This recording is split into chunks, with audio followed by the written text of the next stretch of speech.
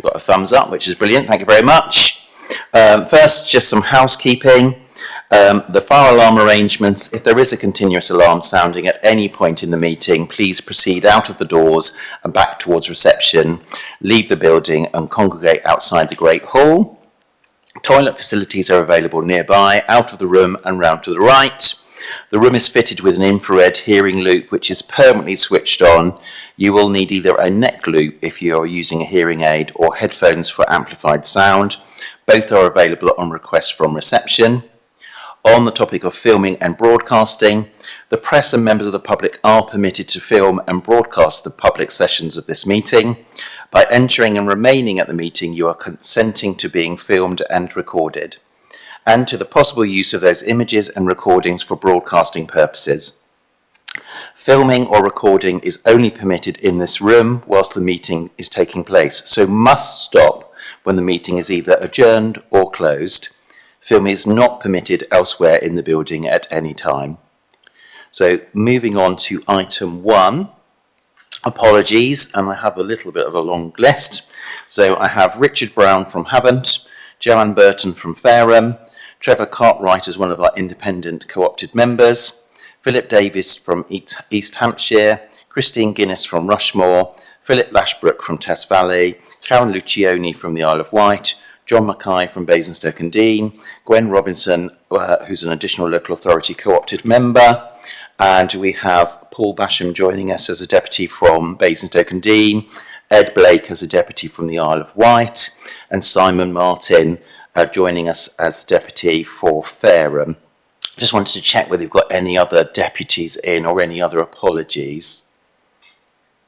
No, I think we're good. Thank you very much. Item 2, whether we've got any declarations of interest, members. No. Thank you. Item 3, minutes of the previous meeting, which was held on the 24th of June 2025. These are the minutes from the confirmation hearing in June. They have been attached to all of the paperwork as a supplementary as well. Can I confirm with you that they are a true and accurate record? We all in agreement? We are, thank you very much. I will sign those digitally after the meeting. Questions and deputations, item 4. We don't have any questions or deputations for this meeting. I think it's always worth reminding people that we do have a process to do that, and there are certain time limits if people wish to do that. Item 5, Chair's announcements. Just a big thank you for attending. There is something about making sure we do have attendance, and there's something that I'm really focused on as the new chair to make sure we get attendance back to where it was. And also to remind you, I've had quite a lot of requests about whether we can have some informal sessions to help inform us, to help us do our work. So we've booked some in. They're on the precept and budget. These are happening on Friday the 5th of December and Friday the 23rd of January, both at 10 o'clock, and should be in your diaries. If they aren't, Katie can always send something to you. We have also moved the April meeting back to March due to the pre-election period for the elections in May 2026. So this will now take place on the 16th of March. There are all the announcements that I have. What I'm now going to do is, sorry, Alan. Yes, Chair, can you just make sure those are sent out for electronic invites, all those 3 dates, because I certainly don't have the change April to March in mind. Certainly, I see Katie nodding, so we'll get that to happen. Thank you, Alan. So moving on to item 6, I wonder if I could invite the Commissioner to join us at the top table along with her team. Welcome and good morning, Donna.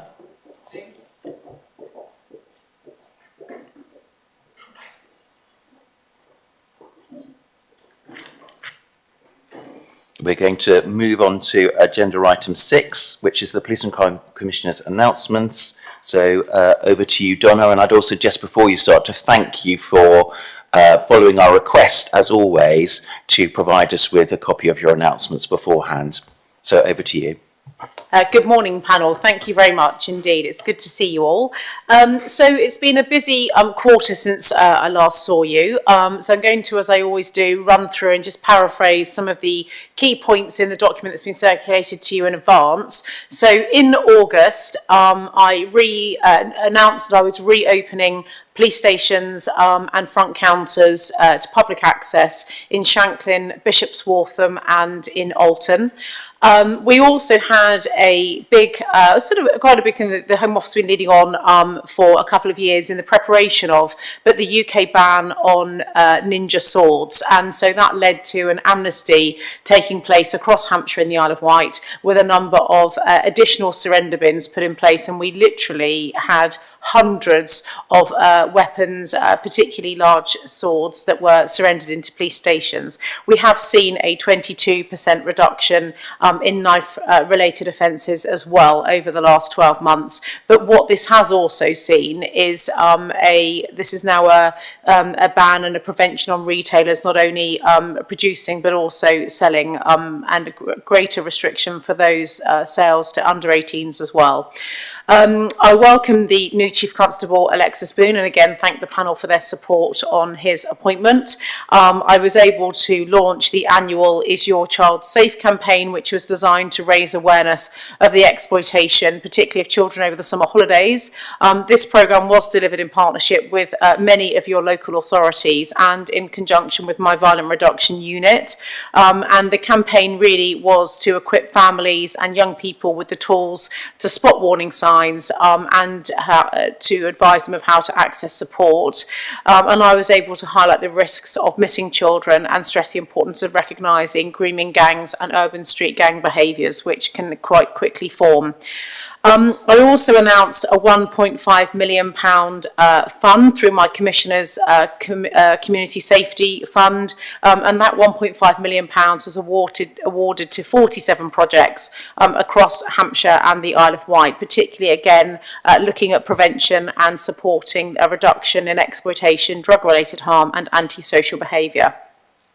I co-hosted a community meeting in Anchorage Park in the north of Portsmouth with Councillor Benedict Swan, and that was really focused on road safety, speeding, and the public raising issues of antisocial behaviour.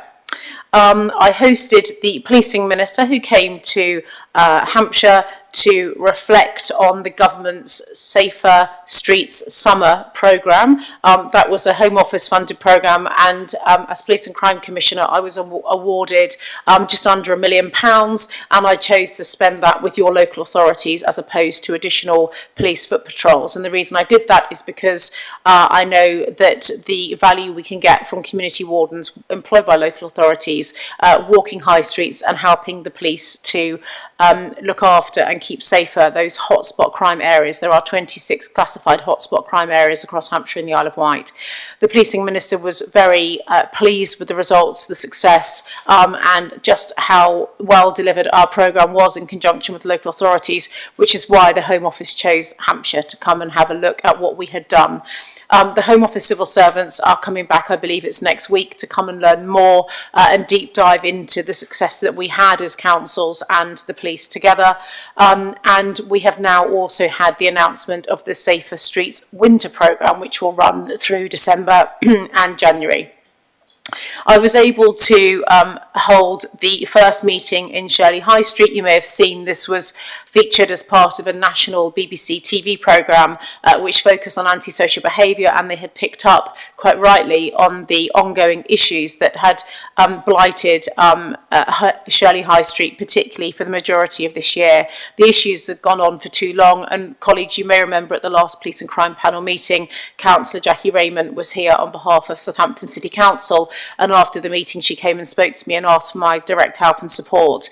From Councillor Raymond's actions and Councillor Winning's actions, the leader of the council, together we have worked in partnership, and I have chaired two fairly urgent direct action meetings where I have funded community wardens, have funded security guards, CCTV, and there has been a much greater improved police presence, which has led to a significant drop in crime. I visited the Portsmouth Waterfront Restorative Approaches programme, referred to as RAP, and this is again a diversion programme of taking young people, particularly over the summer months, diverting them away from antisocial behaviour on the seafront, a part of the county that has been blighted by quite extensive antisocial behaviour during the summer holidays.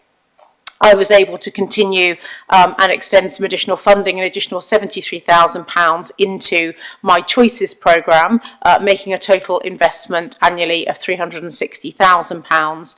And this is a programme targeted at Year 6 and 7 pupils, and the initiatives are very much to help prevent youth exploitation and knife crime. Moving on, I visited Curdridge with MP Paul Holmes and Councillor Philip Hedger and Councillor Anne Small, and they really wanted, with local residents, to highlight to me the unsafe crossing on the Botley Road, weight restriction breaches that are occurring on that road. Many of these things were highways related actually, but the police did attend with me, and the Roads Policing Unit are now supporting the Parish Council in that area. Moving into September, I was delighted that the panel unanimously supported the appointment of Alex Rennie, my Deputy Police and Crime Commissioner, who is here today. And Alex, as you know, is helping me deliver on the Police and Crime Plan priorities and is helping to support me across the two large counties of Hampshire and the Isle of Wight. I was also able in September to announce a renewed crackdown on organised crime and rural crime gangs, particularly operating across Hampshire and the Isle of Wight. You'll remember last year I announced the creation of the Rural Crime Task Force. We've now got additional officers going in there. Their successes have amounted just over the summer period to recovering over £170,000 worth of stolen goods and multiple arrests. They are a specialist team working across the rural communities, focusing on livestock theft, poaching, fly tipping and other black market activities. I have also invested in ANPR cameras, thermal imaging, additional local bobbies, as well as some new vehicles with specialist tyres to help the rural crime teams working across our rural communities. I visited the Isle of Wight in September, had a series of meetings there, including meeting with the Community Safety Engagement team. I met with Chief Inspector Andy MacDonald.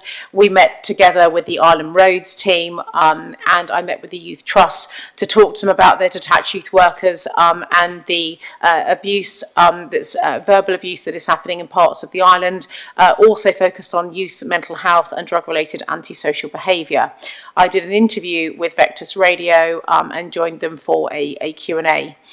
I was then able to commend the work of our emergency services across Hampshire and the Isle of Wight on Emergency Services Day, and particularly it was yet another example, an opportunity I should say, to highlight the force's progress in the latest HMIC report, the Peel inspection, which you'll recall was published in July, which did rate Hampshire and the Isle of Wight as one of the top 5 forces in the country with no requires improvements at all.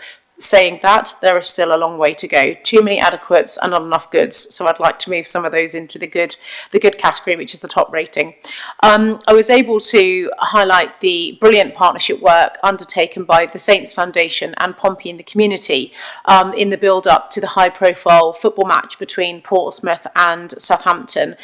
This was probably one of the largest policing operations that we've had throughout 2025. So far, and there was a lot of planning that went into that. But the joint event in advance, held by the two charity arms of the football clubs, was really helpful in bringing the supporters' trust together and bringing a slightly perhaps more mature and reflective approach towards what we wanted was a safe game, and it was. So well done to the police and the football teams and the partners on that. I was able to reaffirm my commitment to tackling hair coursing as part of an ongoing series of planned events we know through organised crime gangs are happening. The police stood up a big operation to tackle that. I delivered a speech at the Disability and Policing Conference, emphasising the importance of supporting officers and staff who do have disabilities, and just highlighting my commitment and the Chief Constable's commitment to investing in wellbeing services. And we have done an awful lot on that, which I'm happy to answer in questions if you would like. I was able to meet with, as I say, those business owners for a second time in Shirley High Street, who did then report in September that there had been a significant drop and massive improvements, so long may that continue. I supported the Lee Park Amateur Boxing Club with a grant for £12,900 and was able to visit the club, and I'm now also going to fund free of charge access for some children coming from disadvantaged backgrounds who wouldn't otherwise be able to afford the boxing fees for a year, to make sure that they are being diverted away from perhaps spending time on the streets and getting themselves involved in things that may end up coming to the attention of the police. I was able to take part, and I was delighted actually to be invited to be a baton bearer for the Baton of Hope tour that went throughout Hampshire. I think it started up in Andover or Basingstoke. Was it Basingstoke? And then it came down to the south of the county, and I was very pleased to be able to carry the baton.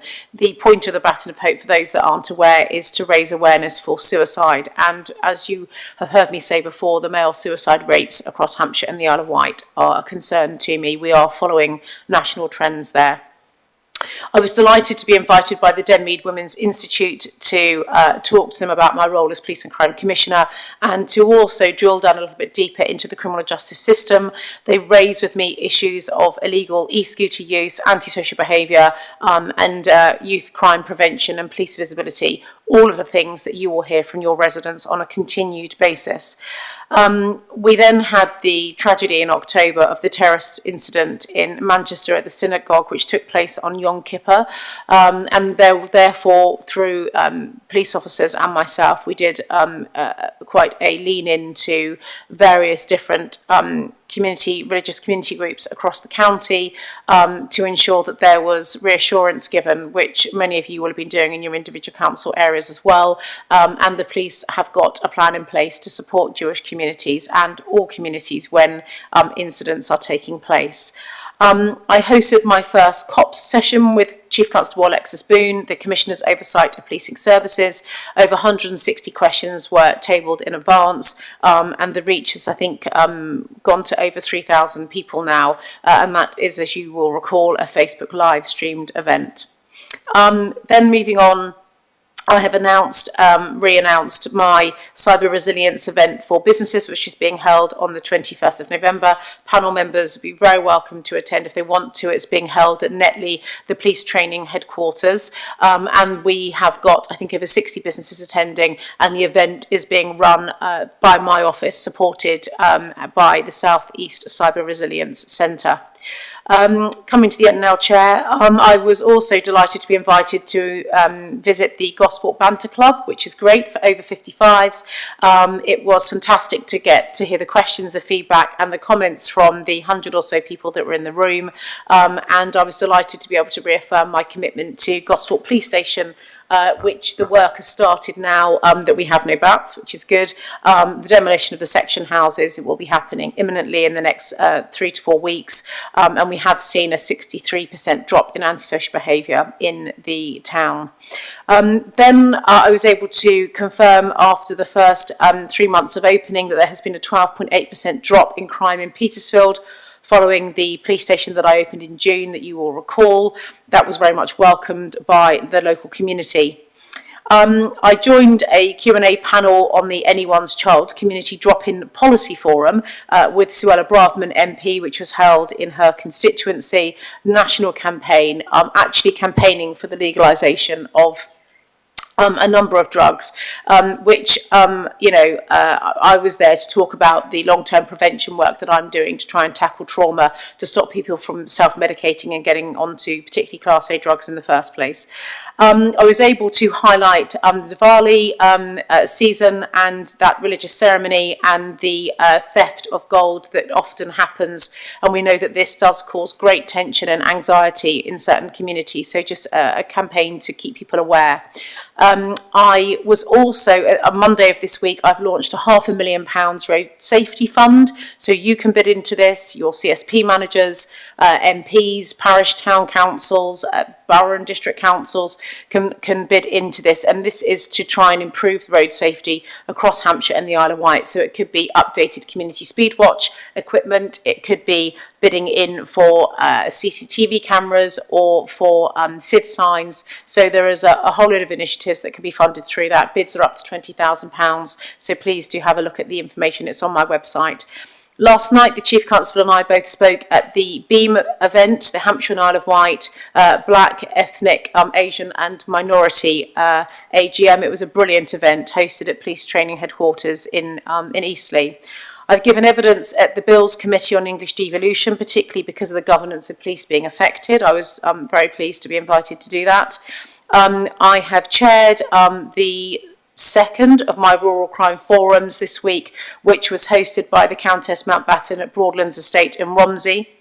Attended by the CLA, the Country Land Association, and also by the National Farmers Union. Last week I hosted my Business Crime Reduction Partnership, which is once a quarter, and where we're looking at the improvements of shoplifting reduction and increased charge rates across Hampshire and the Isle of Wight. I attended the National Rural Crime Board this week. I've been Vice Chair of that for the last year. I've stepped down as Vice Chair because of my focus now with the change in police governance ahead of May next year. The Crime and Justice Bill is now in the Lords. It's gone through the Commons, had its readings, and that is quite a big piece of legislation that's going through, and I will keep the panel posted on the key headlines of that once that gets its royal assent. The Sentencing Bill is also a piece of Ministry of Justice legislation that's working through, and I have fed into both of these bills when they were in their pre-white paper stage. Claire Waxman has been announced as the new Independent Victims Commissioner. That was just ahead of the change in government appointments with the appointment of the new Home Secretary, Shabana Mahmood, which for us in Hampshire and the Isle of Wight is good news because she's someone who I've had the opportunity to work with over the last couple of years when she was Shadow Justice Secretary and then when she was Justice Secretary. And finally, Chair, protests. Protests are continuing. We are one of the police forces in the country that has seen a higher number of protests every month than others. The cost of protests for the month of August alone was over £100,000 to us, taxpayers' money through the policing budget. We had a number of protests. I think we had 4 last weekend, and we've got a number planned this weekend. And I've been speaking to the leader of Southampton City Council, and I'll be speaking to him again this afternoon, along with one of the Labour MPs in Southampton. I'm off to do a crime panel with Darren Paffy MP this afternoon. Significant police planning going into that, but to your authorities for your help and support, to those of you who do have locations where there are regular protest sites, it is taking up a huge amount of police resource and time, and your partnership working is very much appreciated. Thank you. Thank you very much, Donna. I'm just looking for questions. First of all, Luigi. Donna, thank you very much indeed for a very thorough and racy commentary on your activities over the last couple of months. 2 things stand out for me, which I thoroughly welcome, is increased emphasis on traffic matters and the fact that you're launching the funding.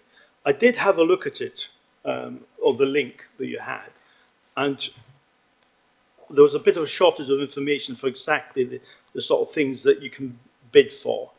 Okay, so I mean, I was delighted that you covered a number of things. If you could send me a link to where we've got the strategy or the documents, which actually, because I know you were against automatic SIDs, so we couldn't use that money. But if there's other things, it's easier to give that to the clerks of the various parishes and, to get them thinking about going there.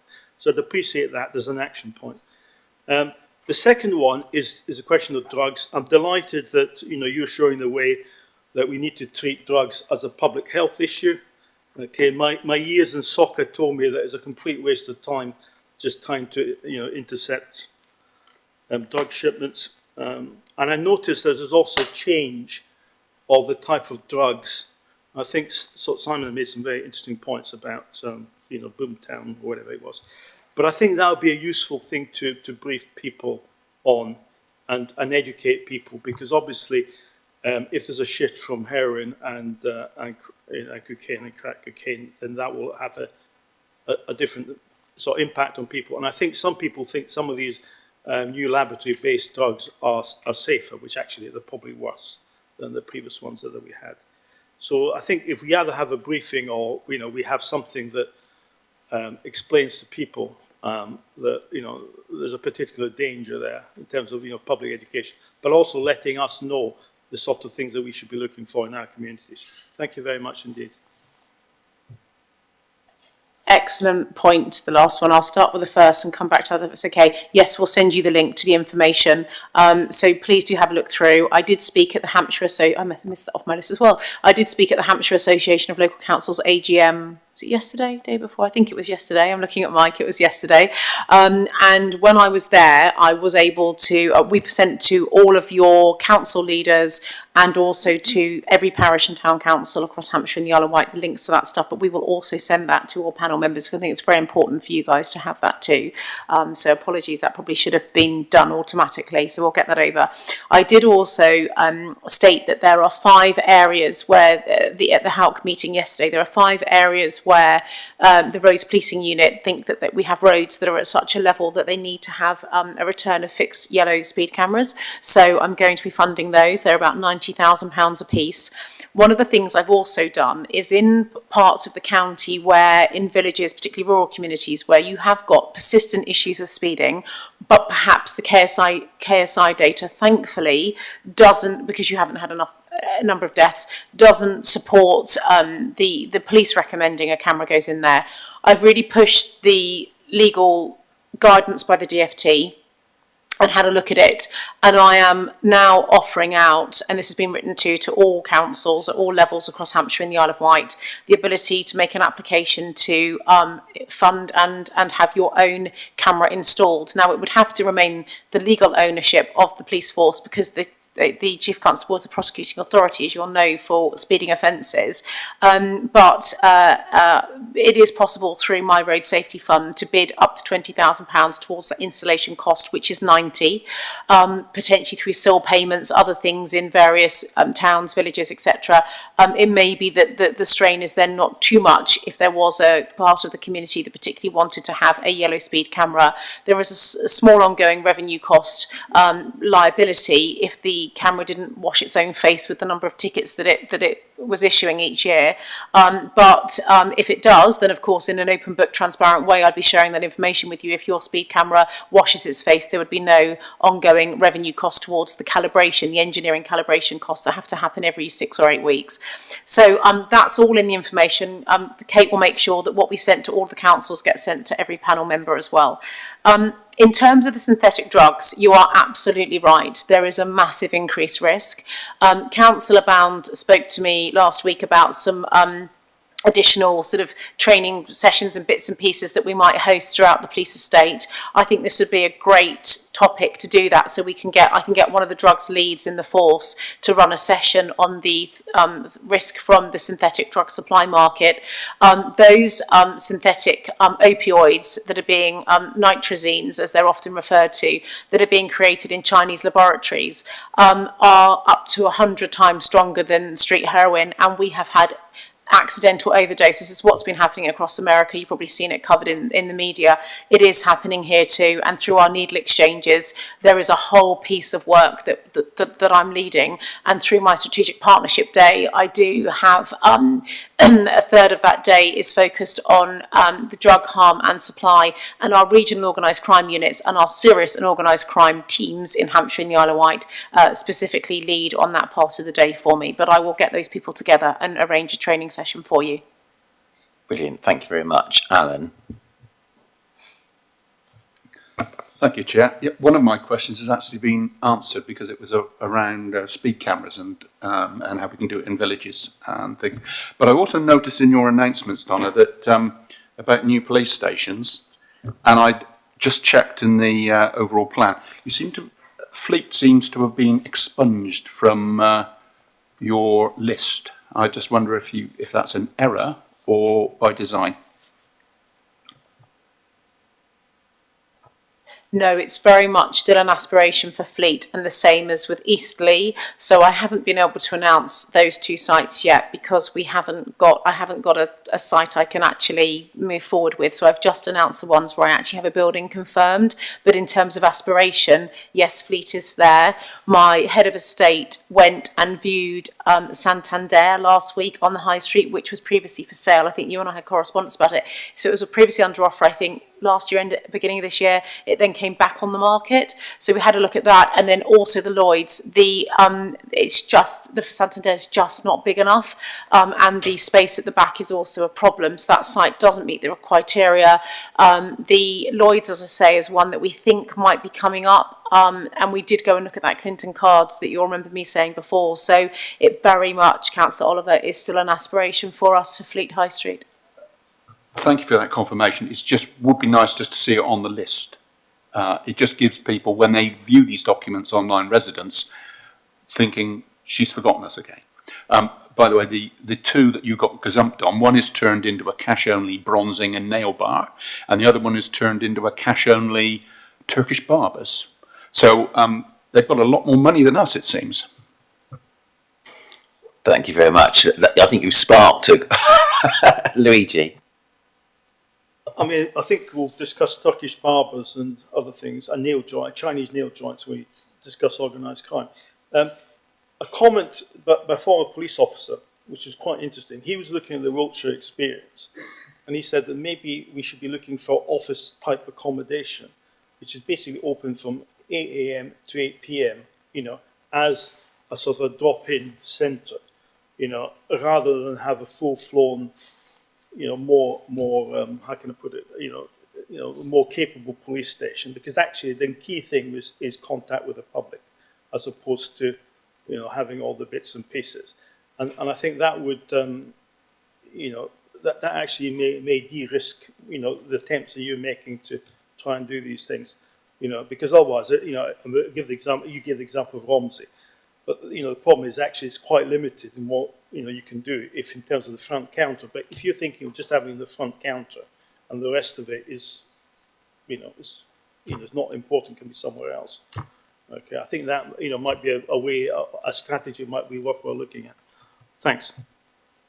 Well, that's a really good point. That's what we do already have, for example, in Fleet. In the council, we effectively just rent office space, and we have that for the neighbourhood teams. And they've got a little bit of the 909 responders. The district patrol team is also working from there as well. And we have this arrangement across the county.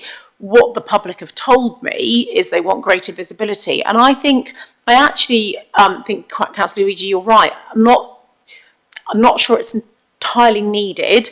But I think what we are seeing in the public wanting that high street presence is what it's really telling me is the public don't feel as safe as they would like to, and that they want some more reassurance. They think that having a visible police presence and having a front counter in that place they can go to speak to the police is going to give them that reassurance. It's undoubted that if you've got police cars and police officers walking to and from the high street, because that's where their office base is, you're going to see more people in the high street. You're probably going to get less crime, like in Petersfield.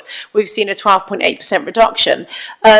But in reality, a grade 1 or grade 2 call, whether they are up the road in Allen's Council at one end of the high street or they're down in the middle of the high street, you're probably going to get there in roughly the same amount of time.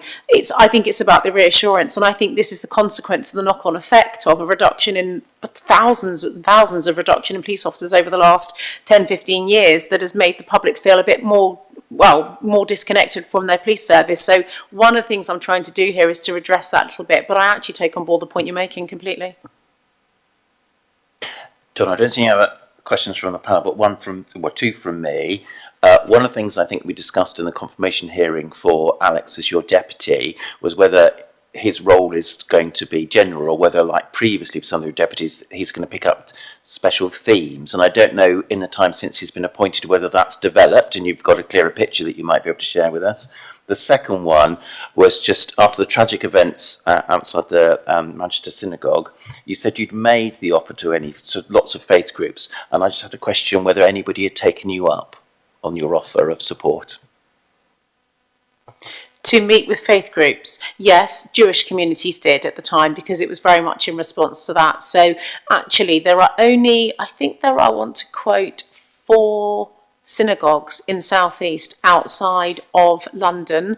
We have one in Portsmouth, there's one in Reading, there's one in Bournemouth, I think Brighton. So actually 4 Jewish communities across Hampshire and the Isle of Wight.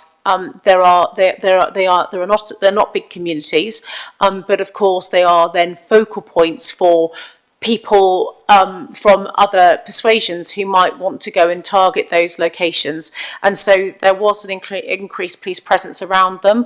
But same way, there was also a stand-up of more support to particularly to Muslim communities and to the mosques as well, because of those fear of retribution type things that may happen from perhaps patriot groups into the mosques because of their belief of the religion of the terrorist at the incident in Manchester. So yeah, it's been a complicated picture, but yes, we did have people lean in and ask for help and support. And with regards to Alex, he is at the moment he's been predominantly shadowing me, learning the job.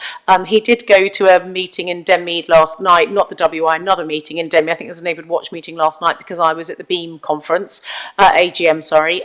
So he will be doing the scrutiny stuff for me. He is leading on a couple of national portfolios for me.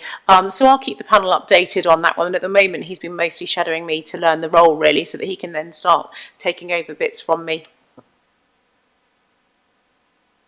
Brilliant, thank you very much. I think we are ready to move on. So we're going to move on to item 7, which is the Police and Crime Commissioner's Police and Crime Plan Performance and Delivery Update. So we have an update today, members, on police visibility and engagement, crime in rural areas and serious and organised crime. I'll invite Karen from the Office of the Police and Crime Commissioner to take us through the presentation, and then we can invite questions afterwards. So Karen, over to you. Thank you very much, Chair. Good morning to Police and Crime Panel members. So today's presentation focuses on those 3 areas which the Chairman has just announced there. So to start with, we'll begin with an extract from the Police and Crime Plan regarding police visibility and engagement and the pledges that the Commissioner has made. So looking first at supporting the Chief Constable to fund the recruitment of additional officers, you will know that the Police and Crime Panel supported the 2025-2026 budget proposal, which outlined funding for 50 more police officers through increased council tax, and an additional 40 police officers was made possible following the government's announcement to provide forces with extra funding to boost neighbourhood policing. In terms of increasing the number of local bobbies, 99 are already in place and an additional 15 will be in place by April 2026, taking the total to 114. And the majority of those additional 15 local bobbies will be allocated to rural communities. Your Local Bobby scheme launched in January 2024, where officers' names, email addresses and phone numbers are published on the Force website, and anyone can find out who their own local bobby is through a simple postcode search.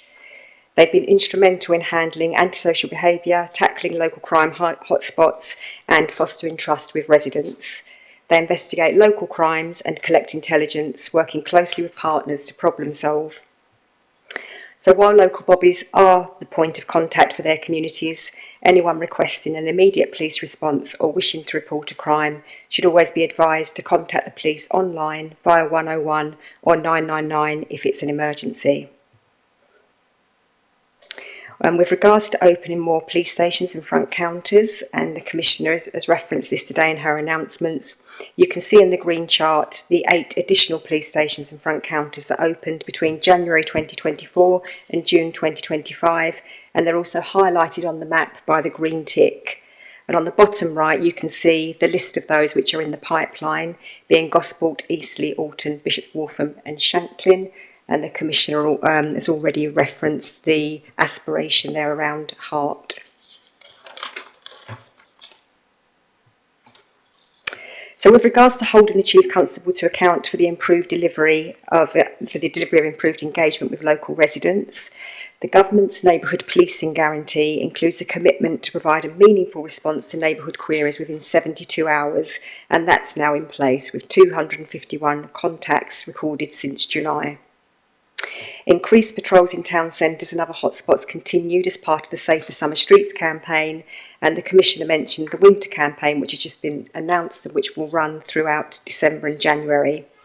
In September alone, Hampshire and Isle of Wight Constabulary conducted 516 Safer Streets summer patrols, and that included 43 visits to educational settings, 23 retail sites and 72 nighttime economy patrols.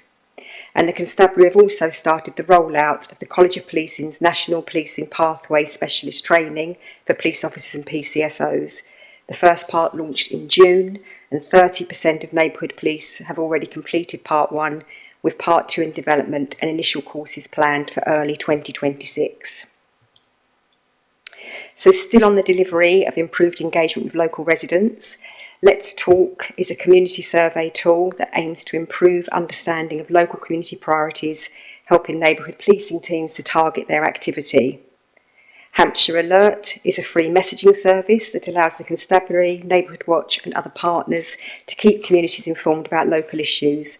Residents receive updates about crime, witness appeals and can play an active role in supporting the police with those appeals. Through the local policing app, community engagement can be tracked and monitored. Moving on to holding the Chief Constable to account for improving customer service, you can see here significant improvements in answering 999 calls and 101 since 2023. And there is a correlation here between the abandoned call rate and increased online reporting, which is also a positive. In terms of timely investigations, the Crime Knowledge Hub provides guidance and advice to those who carry an investigative workload. That's a one-stop shop for information. And an investigation skills and standards programme upskills those who have not previously held an investigative workload, including supervisor oversight with testing and scrutiny in place. Sorry, Karen, can I just stop you there? Well, I've had a suggestion. It might be easier to take questions at the end of each section rather than having to dot around, because we might be going all over the place. So let's, if I may, invite any questions on the visibility section, Luigi. Yeah, thank you very much indeed for that. So generally, as far as Andover is concerned, there's a perception of a lack of police, especially local, the bobbies. Now, I know there's been problems recruiting local, bobbies or whatever we care to call them. But I think we need to be very clear with the public, because the perception is the scheme's been on live for quite a while, but actually, as far as a lot of people are concerned, it's not delivering. So much so that the town council in Andover actually had a motion, which is not very complimentary to our local police force. And as a result, the town clerk wrote to the Police and Crime Commissioner. We still are awaiting a response. I suspect you probably have never seen the letter. And we also wrote to the Chief Constable as well at the same time. It's the same letter. We didn't get anything directly from him, which is, I think, is a shame. We did get it from the local police commander, the new local police commander, because we've had a change, which is a normal bureaucratic thing, which I'm so used to in the MOD. I think that there is a difference between what we're actually delivering on the ground and, the public statements. Okay. A classic case in point is that we've invited the police to attend the town council meetings, which I think the latest goal we had at it, they're not going to send anybody until February. And part of the problem seems to be that the neighbourhood police team are working in shifts. Well, the whole point, and I'm, as you know, Don, I was exceptionally supportive of you and Scott Chilton introducing local bobbies, was actually to allow the local police to actually interact with their partners. Okay. Now the problem with this is that if they don't react with the let's call them elected representatives, the next time they come along in February, there's going to be a lot more let's call it disappointment or aggression towards the police officers than maybe they, deserve. Mainly because they don't speak to them. And as you know, communication is quite an important part of the thing. The other comment I'd make is wardens. Now, I would be fully supportive of the issue of wardens if they went to the councils. But we don't have any wardens anymore in Test Valley Borough Council. So the monies went to private security from the Andover Rangers, okay, which some people may not regard them as particularly effective, and they operate predominantly in the town centre in Andover. Now, people want police officers; they don't want rangers, okay. And some, Salisbury binned their rangers, okay, for very good reason, I believe. And recently, as you are well aware, in the old Marks and Sparks in Andover, we've got Cannabis Farm. Right, that's in the high street of Andover. And, excellent, bit of police work. But I suspect that if we actually had people on the ground, as opposed to relying on private security from, we would have got there a bit sooner. So I don't particularly want to get involved with the town council because I think they're quite, irritated. But the key point to note is the guy who raised the motion actually was a former police officer who, had his van broken into and waited 40 minutes for somebody to come along from down south, from Romsey. And then when I start looking at, talking to local residents, they're actually quite a long response times. Now, bear in mind that I think that Winchester is smaller than Andover in population. Okay, it's the fourth largest town in this exciting county of ours. And I think, what we need to do is make sure that we don't rely on what's happened in the past, but look at what the demographics and the population growth, is happening. Andover is a difficult place to police. I wouldn't, we've had county lines and all sorts of, problems with drugs and stuff like that. And that's probably why we need a bit more effort. It's not a nice leafy suburb where people complain that the police don't turn up, mainly because they're not used to seeing the police officers. And that actually is a shame. So I think that we need to be a bit clever in terms of the engagement. Okay, if the chief constable was here, I'd have told them he should have written back and said, my local police commander will contact you, as opposed to just ignoring it.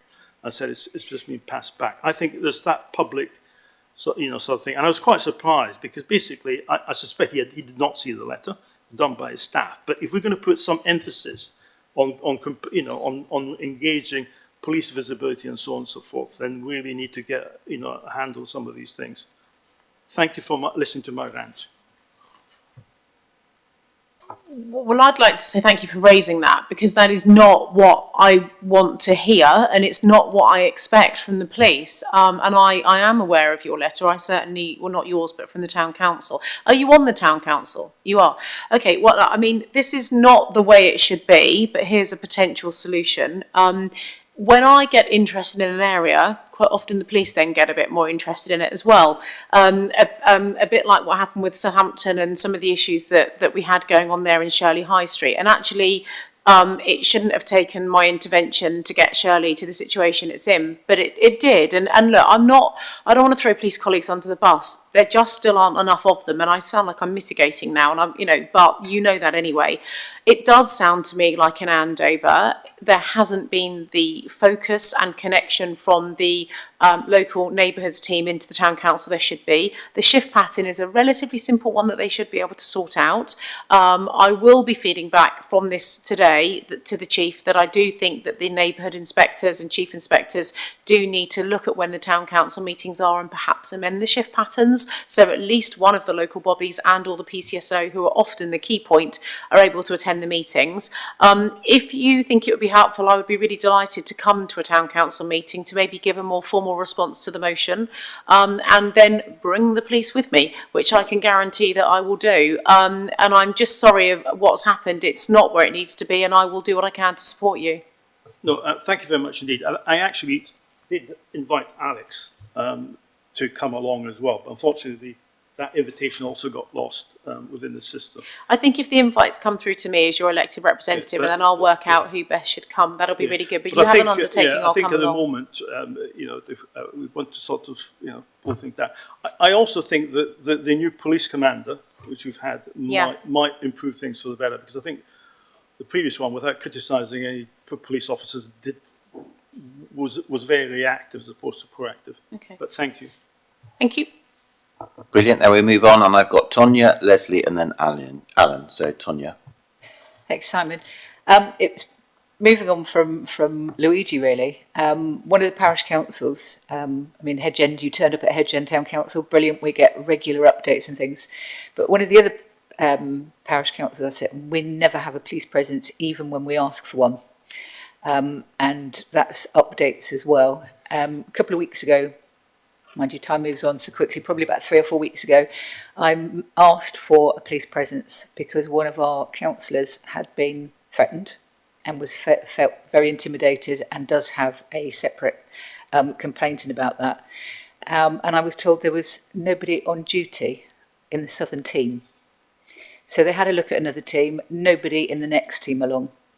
So we had no police presence with a threat to one of our councillors. And basically they said, if it kicks off, just dial 999. Not really good enough when you know that something there is a complaint that's being dealt with, and you want the safety of councillors to be there and do their public duty to get that response. And it gets more and more difficult for us to kind of keep saying to people, phone the police, get the hotspots, keep putting them in. And then when you ask for something that could have potentially been quite serious, nobody on duty. I ended up putting myself at risk by collecting that member and taking her to and from the council because she wanted to be there, and she had every right to be there and carry on with her public duty, but not to get a response from anybody in a serious situation, I think was pretty poor. Thank you very much indeed. Well, yes, we do have the Opford, which is for elected representatives. There are a whole team under Opford, and you've all been sent, and through your councils, you've all been sent the how to get in contact with the team. I assume that probably was done, because I know that you guys are aware of that anyway.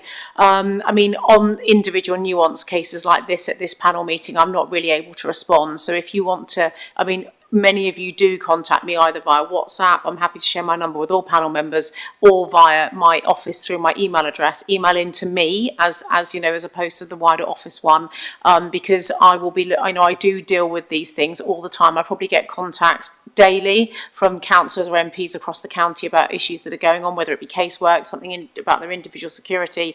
I am very, very happy, and I will always respond and make that a priority. I'm sorry to hear about that, because actually the underpinning of democracy and people not being impinged to do their jobs, as you quite rightly say, she had every right to be there.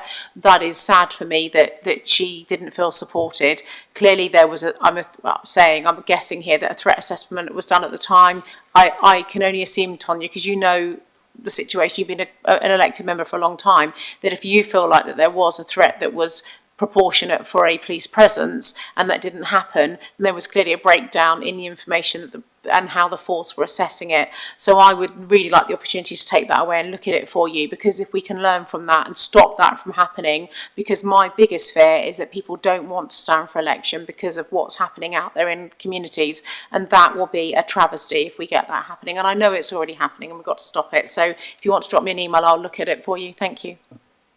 Thank you very much, Donna. Moving to Leslie. Thank you, Chair. The Bobby scheme is great. The issue I have is with the process. So, for instance, the Bobby scheme, they're not updated. So I know police officers who've moved on months ago. And then what happens is, so I will signpost and promote the Hampshire alert, put your postcode in, contact your Bobby. And then it's not uncommon for someone to come back to me to say this number is no longer in use. And looking on the police database today, we've still got Inspector Warren, Sergeant McCarthy and PC Ive at Gosport. Inspector Warren went a month ago. So my question is, how can we ensure that the information is updated so that people don't lose faith and actually we can encourage people to use the scheme, but if they start not getting a positive response, it's going to limit its effectiveness. Thank you. That is a really good point, and that's a piece that we can pick up through scrutiny in the office, actually, to build that into the accountability board once a quarter. But Kate, if you can take that as an action, that we will contact the Assistant Chief Constable, Tara McGovern, and ask her to ensure that it becomes an action point monthly, say, for every district commander, to make sure that on their section on the website, their inspectors and their local bobbies, all of the information is up to date as it should be, because you're quite right, Sam Warren moved to Portsmouth, a month ago, or maybe a bit longer actually. So that's useful feedback. Thank you. Thank you. Now to Alan. Thank you, Chair. I have a slightly different point, but it is on local policing and bobbies. After a difficult start and the revolving door of people being put into, we now have an excellent local constable who's plugged into every community activity group because he wants to do it. He's passionate about local policing. And my question is about, is there a career path for local bobbies? I know this ought to be directed to the force itself, but it's something you might like to think of, because I think that would give some positive feedback to our local constables that there is a career progression and you don't have to go into a police car to get the next stage or the sergeant's exam or something, and they leave. So, because once you've got a good one, we've had ours for a year now, so I remember his name. Yeah, thank you, Donna. That's actually a really good point. So the career path is they have to go through their 15 weeks core training, 17 weeks core training, I think it's 17 weeks now. They have to go through the 17 weeks core training. They have to then spend time having worked as a neighbour policing officer, ideally for a minimum of a year, before they then could become appointed into a local bobby, because you're much more of a stakeholder manager as a local bobby as well. So they learn their trade first for a year, and then they move into that role if that's what they apply or they're asked to do. There at the moment in the force, there is this 2-year position, and then people get moved into different roles every couple of years on average. And I've spoken to the Assistant Chief Constable, Tara McGovern, and the Chief Constable to say, why? If you are someone who wants a career in local policing and you love neighbourhood policing and you don't really like driving cars very fast, and also, in local policing, they work 2 shifts, they work days and lates, they don't work nights. So for people that have got children, for example, it can work quite well. And also, some people don't want to get promoted. They want to stay as a police constable. They don't want to do the sergeant exams. They don't want the additional responsibility. Some of the best police officers, some of the most trusted in the community we've got, are 20, 30 year neighbourhood officers who are PCs and love it. And when you get those special people that really do want to do that proactive engagement with the pub landlords, the shop owners, the councillors, they get to understand democracy, which is really actually a fundamentally important part of their jobs. They get to know all the faith leaders. Why are we moving them every 2 years to a different role? And the Assistant Chief Constable really agrees with this. So I think that we are going to see far less of that churn now, so that people like yourselves, when you get to know your local bobby, they're doing a good job, you're happy with them, they're happy with you, they like policing the community. If it's not because of promotion, they're doing a good job, we should be, my opinion would be leaving them where they are to get on and do that good job. So that is something that's being looked at the moment. Quite often, though, with police officers, they do want to get promoted, and so they do move up through the ranks. But there are thousands of people across the country in policing that are very happy to stay at constable level, and for those in Hampshire, we should be embracing it. So yeah, thank you for the feedback. Thank you, Donna, for that. We have a 20-year veteran constable, and he loves his job. Brilliant. Thank you very much. Stephen. Thank you, Chair. Interesting listening to my eyes like good Tonya or Tanya about the issues of elected members. We're getting serious issues in Gosport. We've been on the Operation Ford, the local inspector. It's worrying that if 2 towns are getting it, is this a problem in every town? We have had elected members in tears on the phone that they're that worried. People saying, do you want to stand anymore? I'm thinking that myself. Do I really want to put my family at risk? So I don't know what you can do, but I feel something really needs to be done before it goes too far. Thank you. Well, yes, it is an issue. It's an issue for our members of parliament, for us as councillors, for for parish and town councillors as well, and and for me myself, I've got someone currently remanded for stalking me. So, it's not nice, and I speak as someone who has been at the coalface of this. I think the solutions are caused by geopolitical issues and by things across the UK as to why, and the growth in social media. And I could spend an hour talking to you about the whys.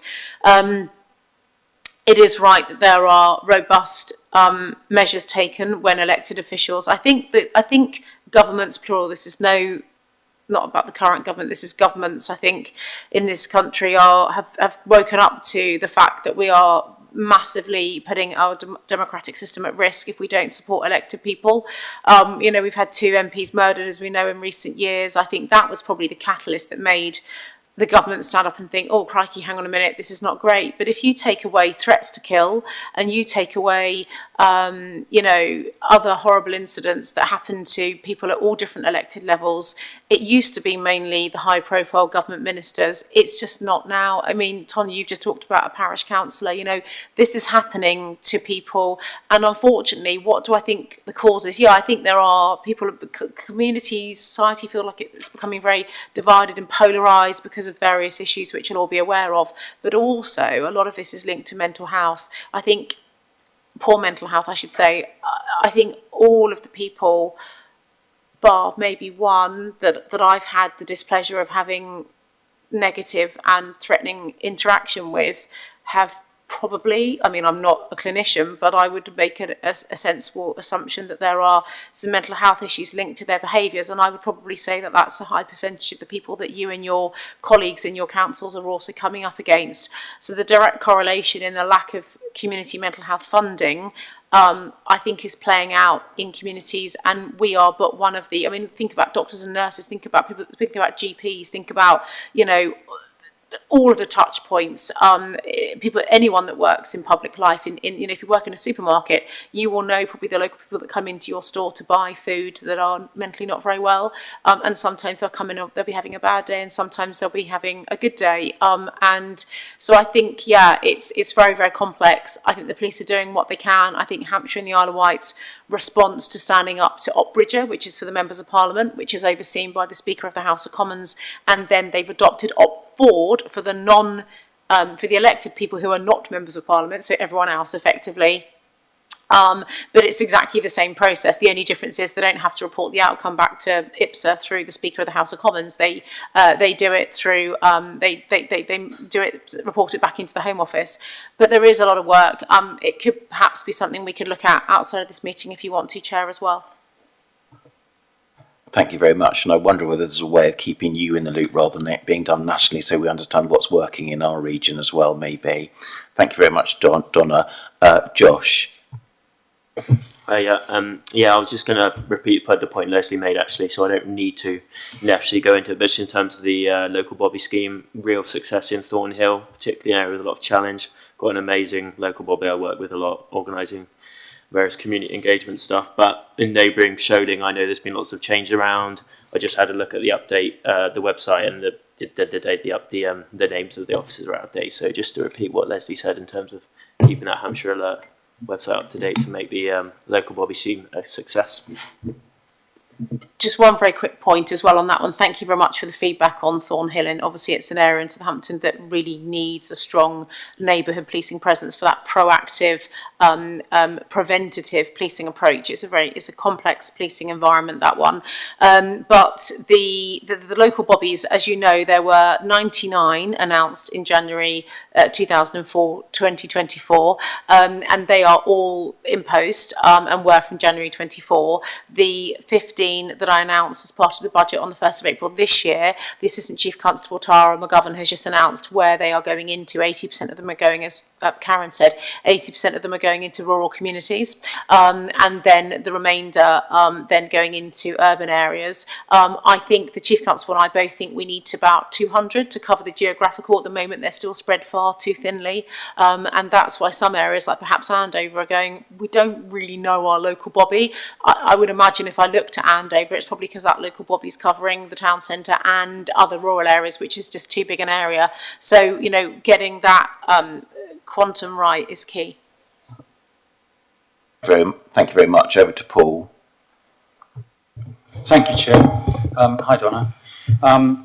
I've been listening with interest, and I think I've got some experience of the local bobby scheme and some of the changes that have happened to policing in Basingstoke in the last 3 years.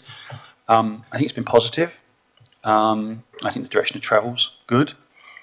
I think on the neighbourhood bobby scheme, we've had our experience has been mixed, and it's been, and as I've probed more and more, it's really been down to a lot of the issues that have been discussed around scheduling, around resourcing in particular. And I think Councillor Bound will probably echo this, that when you have a good PCSO, it can make a huge difference. And I know that because he had someone move on, I think probably the 2-year plan or something, and we lost him, and he got him in his ward. He got her in his ward. So, I think the issue. So the scheme is highly dependent on resourcing and personnel.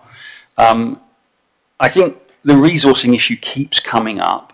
I've spoken to some other senior police officers, and some of the resourcing numbers that they've quoted to me privately have been really not very good. And training comes up as well, and things like, anecdotally, not enough trained advanced drivers to go out in vehicles, not enough trained drone operators, not enough trained,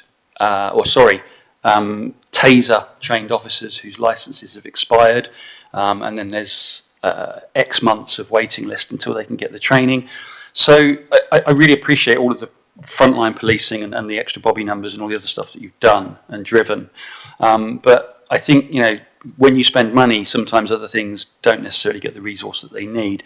So the whole picture there is really one of HR, and Councillor Alan over there, Oliver, he's raised HR and retention, and it's not just a recruitment problem, but there's a retention issue as well. And so when my question, when I get to it, when does HR scrutiny come up in this panel, and or really more importantly, how do we support the police with their HR function? Thank you. Thank you very much indeed. Well, you have just done brilliantly the point that you need to do if you have concerns around those issues. The scrutiny of HR doesn't come up in this panel. That is a me job to hold the force to account, so it's something I do. But the consequence of HR, for example, if that is the issue, of resourcing, of not working well, is exactly what you should be pointing out to me, which is what you've just done, which is fantastic. Actually, the points you've just raised are really, really good ones, and I think the police officer that you've been speaking to, or whoever's giving you that feedback, has given you a very honest picture.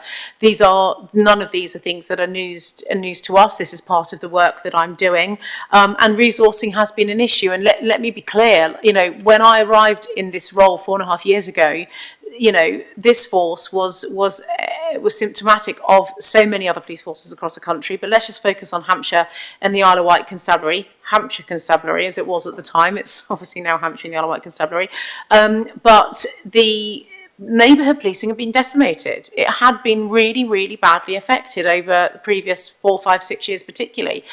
Police stations closing, front counters closing, not having enough neighbourhood officers, them being overstretched, people carrying too many caseloads, the 101 call number not being answered, victims of crime not getting updates and not getting responses, shoplifting offences not being responded to. I could go on. And so it's been it's been a seismic change. And in the middle of all of that, to bring the force back to the local focus on neighbourhood policing that it needs, that I truly believe it needs on behalf of all of you and the public. I brought in the new Chief Constable, Scott Chilton, in March 23.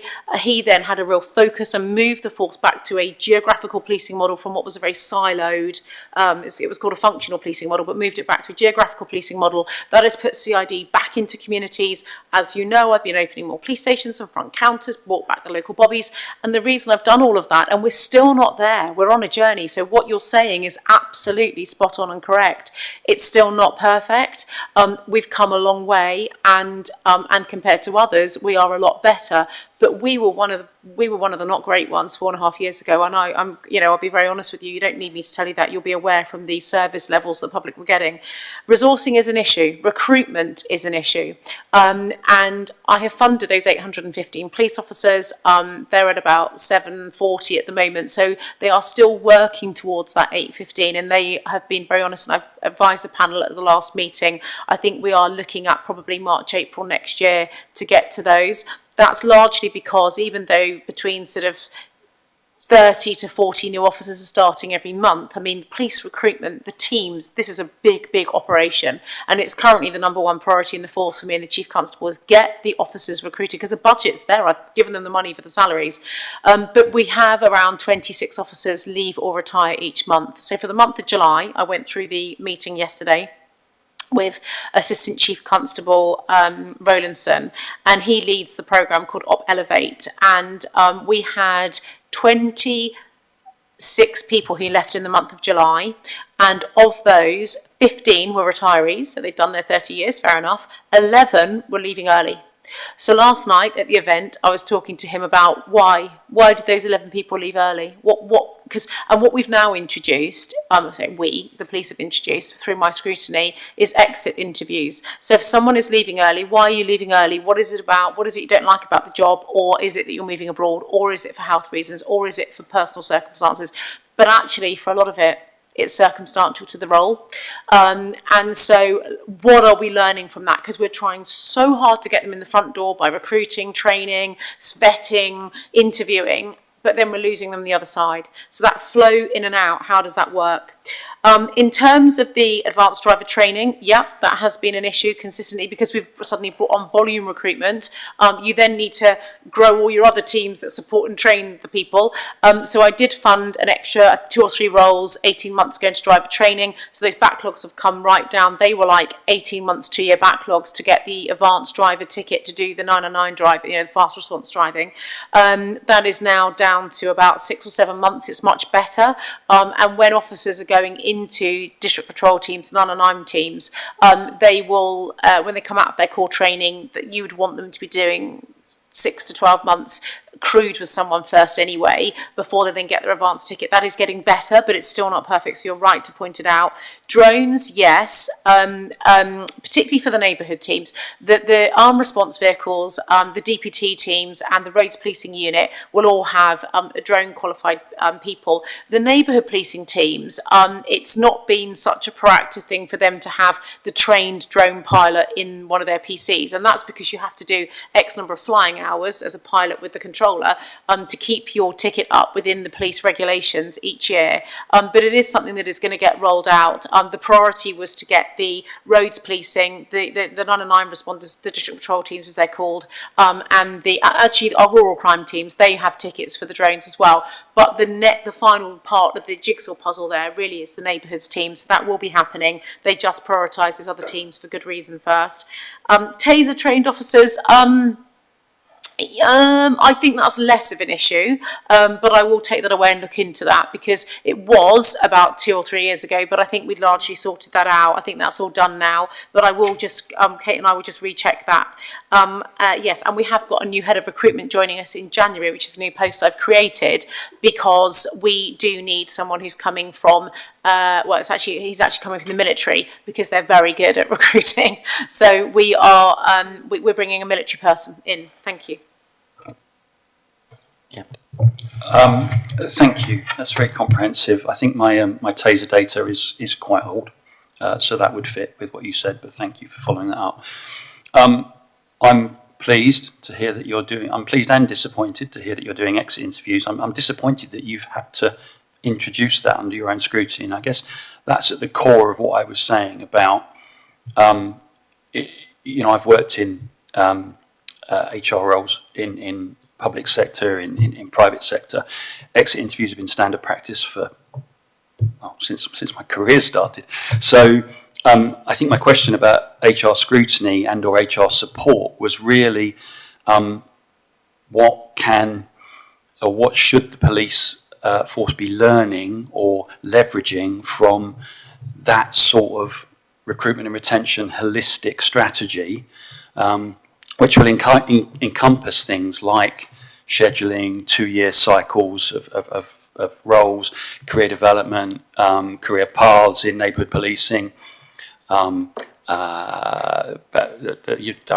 assume the police has a core value set that they adhere to, and that they recruit to values. They do values-based recruiting and values-based interviewing, and so on and so forth. So that's really what's it. If you have a recruitment and retention problem, then that's where strategically what I would look. Thank you.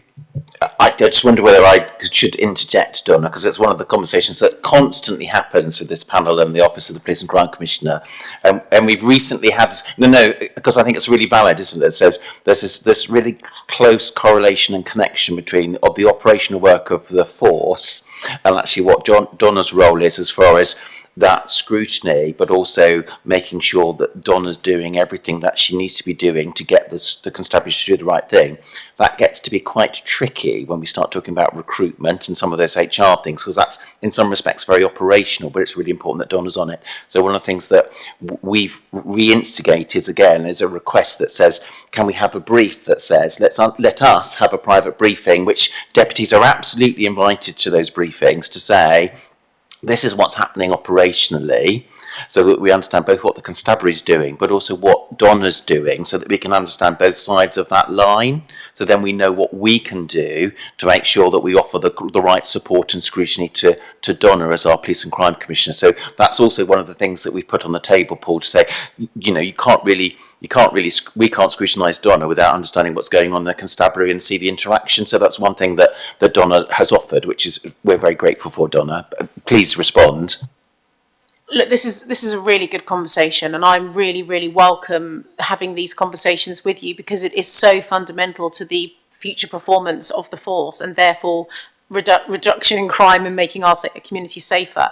I think Simon's right. I mean, I'm very happy to expand in a meeting outside of this. So I can go into more points. Career path ones, you're absolutely right. I mean, our HR function. I keep saying our because I'm so used to just thinking about the police the whole time. The police's HR function, has been going through a bit of a review, and vetting has been a significant challenge, the onboarding and the delays.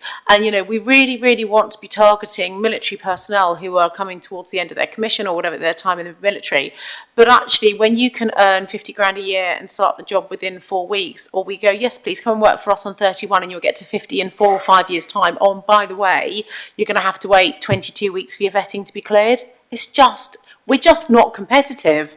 But yet we have got people, even if the salary was, I think even up to 10 grand less, because they've worked in a command structure organisation, because they've served king and country. I think they would like to come into the police because they will also have their military pension, because they want to carry on serving the community, but they end up going to work for Eddie Stobart, getting paid 50 grand and starting within 4 weeks. I'm generalising, but that's what we're up against. Occupational health is one of the things that I've really drilled down on my scrutiny with the force. Occupational health was outsourced. It was too generalistic, because actually the pressure, the trauma that police officers go through with, going to 2 dead bodies in a month, it's just horrible, particularly if you've got children and you've got children of your own, and you've just, I won't go into it here, but, there are some very nuanced, complex, trauma-related stuff that happens in policing that is unique to policing, actually.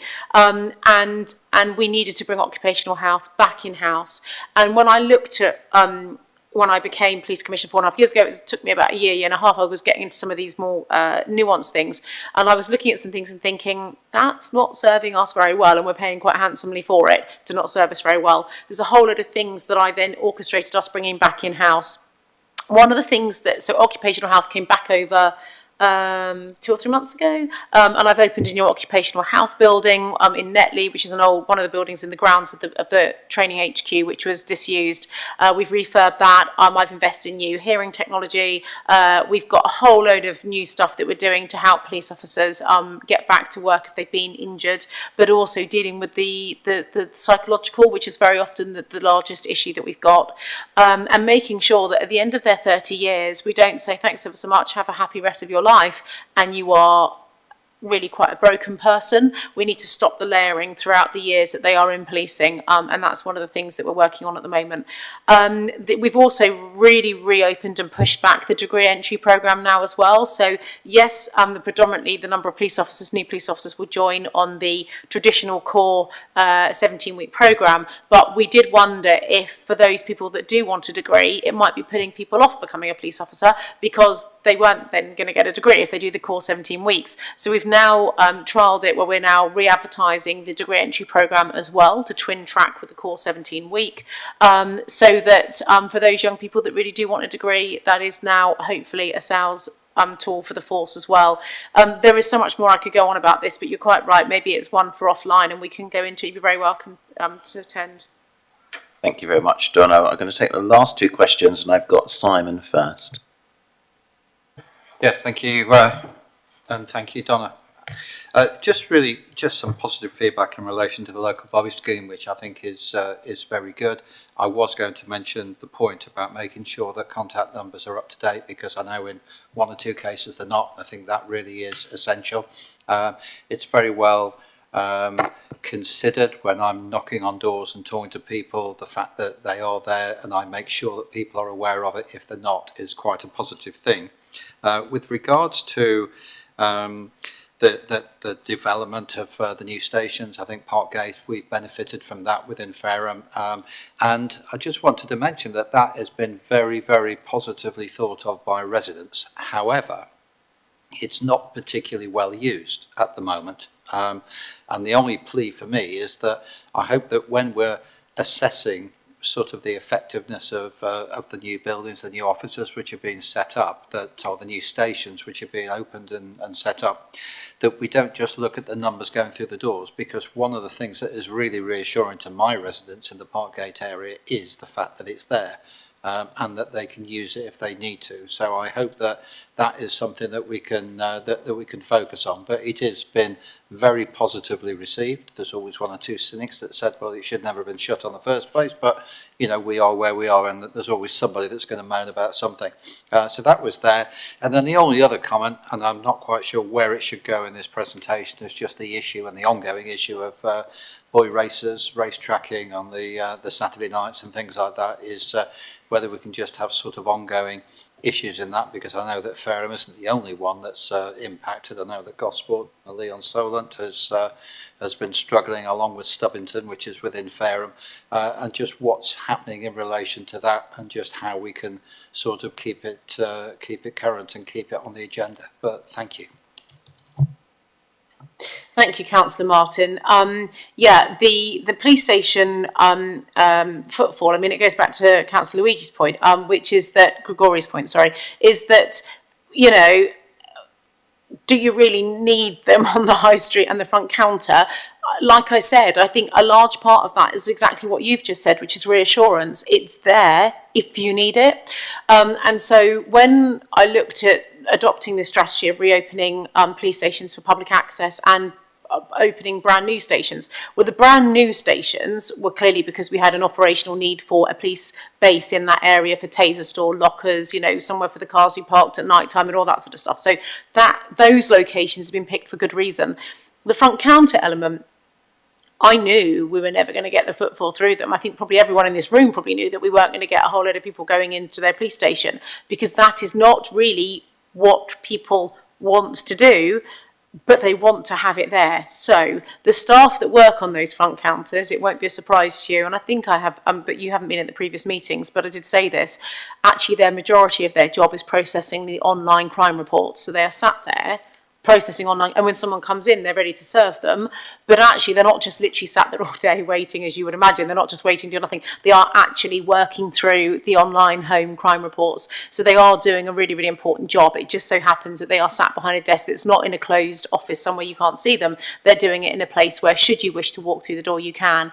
And also what I've done is the knife surrender bins, we used to just put them out 2 weeks a year during the OPSEPTA weeks in May and October, and I was like, why don't we just leave the knife surrender bins out all the time? Why are we only doing it 2 weeks a year? Because we should be encouraging people to surrender weapons, knuckle dusters, all sorts of things that come in. You'd be amazed what gets handed in at police stations. And so that's why we now have those full time as well. So it's also a place for those to be in the front counters with the staff manning them. So you're right, but please don't worry about the threat of them closing from my perspective, because those staff in them and the revenue cost of keeping them open is the staff are doing a really valuable job. They're adding to that. In terms of the Opchromium events, the boy races, ongoing. So far this year, the force have seized 422 electric scooters, or as of like last week when they gave me the number, beginning of this week when they gave me the number, the 422 electric scooters and all those electric bikes with the big rubber wheel ones that people often are riding illegally. And there is a lot more proactive response now to not being apprehensive to take an electric scooter, particularly when they're being driven dangerously. They were always seized if they were linked to drug supply and crime in any case. In your patch, clearly there have been some long ongoing issues, and I know Councillor Burton in her county division has been very involved in this, and I'm really pleased to see the highways engineering things that she's now got secured by the Highways Authority, by the County Council, which is good news. In terms of operations, I think we've got 39 people currently going through the courts for the Opchromium events, either as organisers, donutting, boy racing. So the charge summons rate on that area has also gone up enormously since this has become a new focus for me and therefore for the Chief Constable. And in fact, I went out and seized a vehicle in Southampton on a Friday night with the Roads Policing Unit.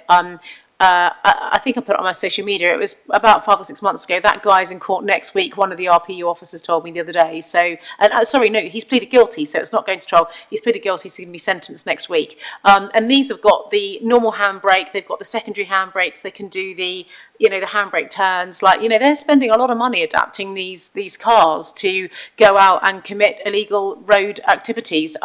It is becoming a bit of a business, a bit of an industry, as we know. And there has been a much bigger step up and focus, and the Roads Policing Unit now, their shifts are around the hours where they know these things are happening. So if you get it happening in any of your wards, please, please, please phone the control room and say it's an Opchromium event. Thank you very much, Donna. And lastly, Ed, before we move on. Thank you, Chair. A couple of questions for Donna. Picking up on a couple of the points made previously, the times that I've received abuse from members of the public have always been definitely drug aggravated. And picking up on another previous point, that it seems to be a hiding in plain sight of our local drug dealers and factories and stuff, and to the point where in my ward quite a few years ago, but we had an active sort of drug war that sort of kicked in, and it was between two groups of people that people have known for years what they're up to, and it seems to be this acceptance at the time from the police that it was sort of better the devil you know, rather than sort of crack down on them. It was like, well, if we were to get rid of that particular cocaine dealer, someone else would take his place, and we know we can control him, or we know he's a known informant, or things like that. So is that a police strategy that they're, rather than zero tolerance, it's better the devil you know, and until things turn violent, like it did when we had two rival drug gangs come to head, then they were eventually all put aside, inside for a little while, and of course let out soon because there's problems with prison capacities. But anyway, second point is, we've got a quite unique situation where you are opening up new police stations here and high street locations. Does an opening up of a police station actively lead to maybe a Turkish barber opposite closing down. Is there any anecdotal evidence of a physical police presence having an active effect on our high street makeup? Thank you very much. Well, on the better the devil you know, I suspect that probably was a potential police tactic. I can't comment, I'm surmising here, but from probably 15, 20 years ago, I think if you had, I'm not saying the police would be condoning drug supply, but knowing who your local drug gang lords were, as opposed to now it's just such a complex picture. Do I think perhaps that's happened in years gone by? Maybe a bit, for how they managed communities and managed the drug supply, or the police managed what was going on, and the local threat. Now, no. They're relentlessly pursuing everyone and anyone they can. And in fact, actually, whilst it's been, there's the shift about two years ago through the National Crime Agency and through regional organised crime units and local, therefore, chief constables, was that it was all about the end user, the cuckooing, the people in the properties that are taking or selling drugs, everything else. Yes, they want those people, but really there's a much greater focus now on getting the people that are much further up the food chain and intercepting clear. I mean, the NCA have always done that, but really cascading that so that they are really developing the intelligence right the way up when an end user is picked up, by getting those phones, getting the county line phone, breaking it down, looking what's inside it, working right the way up, and sometimes developing that intelligence cross-border, as I say, into the ROCUs and the NCA. So there is a lot more of that going on. There could still be a lot more, still a lot more to be done. That is that one. In terms of police stations and Turkish barbers, well, I mean, yeah, I don't think that you would be wanting to open a Turkish barber selling drugs, adjacent to a police station. Do I think that they are closing where police stations are opening? I don't think, sadly, I've been able to open enough to be able to probably give an assessment on that one. But also in places like Petersfield, for example, on the town square, because of the way it's geographically laid out, it's right onto the square and with a church opposite it. So it's got shops alongside it. So I don't know, I'm trying to think if there are any male barber shops around there. There will be one, I'm sure. I can't think of any, but do I think that's having an effect? I just think having more police presence in high streets will prevent more drug dealing through male barber shops, Turkish barbers or whatever they may be. There are so many of them. There is a national operation, and through the National Crime Agency are also looking at this and developing this. It is a whack-a-mole, literally, because you get one and one pops up. It is unbelievable. But there is stuff going on. Brilliant. Thank you, Donna. We're going to move on. I'm very conscious Karen has been standing through all of those questions. Karen, I wonder if we could now move on to crime in rural areas. Thank you. Thank you very much. Yep, so in terms of crime in rural areas, again, we start with an extract from the Police and Crime Plan and the pledges that the Commissioner made in that area. And you can see here a number of investments that have been made by the Commissioner, including vehicles, additional resources and other practical purchases, as well as things that are being explored at the moment, and that includes CCTV and vehicle ANPR. In terms of supporting rural communities by making it easier to report crime and share information, there have been targeted promotions regarding rural crime and what to report through which channels, and that's highlighted there on the slide through those infographics. The Commissioner has already mentioned the launch of the Rural Crime Task Force, providing a force-wide response to serious organised crime in rural communities. And the Commission has also highlighted the launch of the Rural Engagement Forum, and that's the opportunity to engage with the National Farmers Union, County Land Association, farmers, landowners and gamekeepers to discuss any concerns. We've also included here 9 months worth of data relating to rural crime types, and you can see seasonal trends on that, and the Commissioner referenced in her announcements the focus on hare coursing.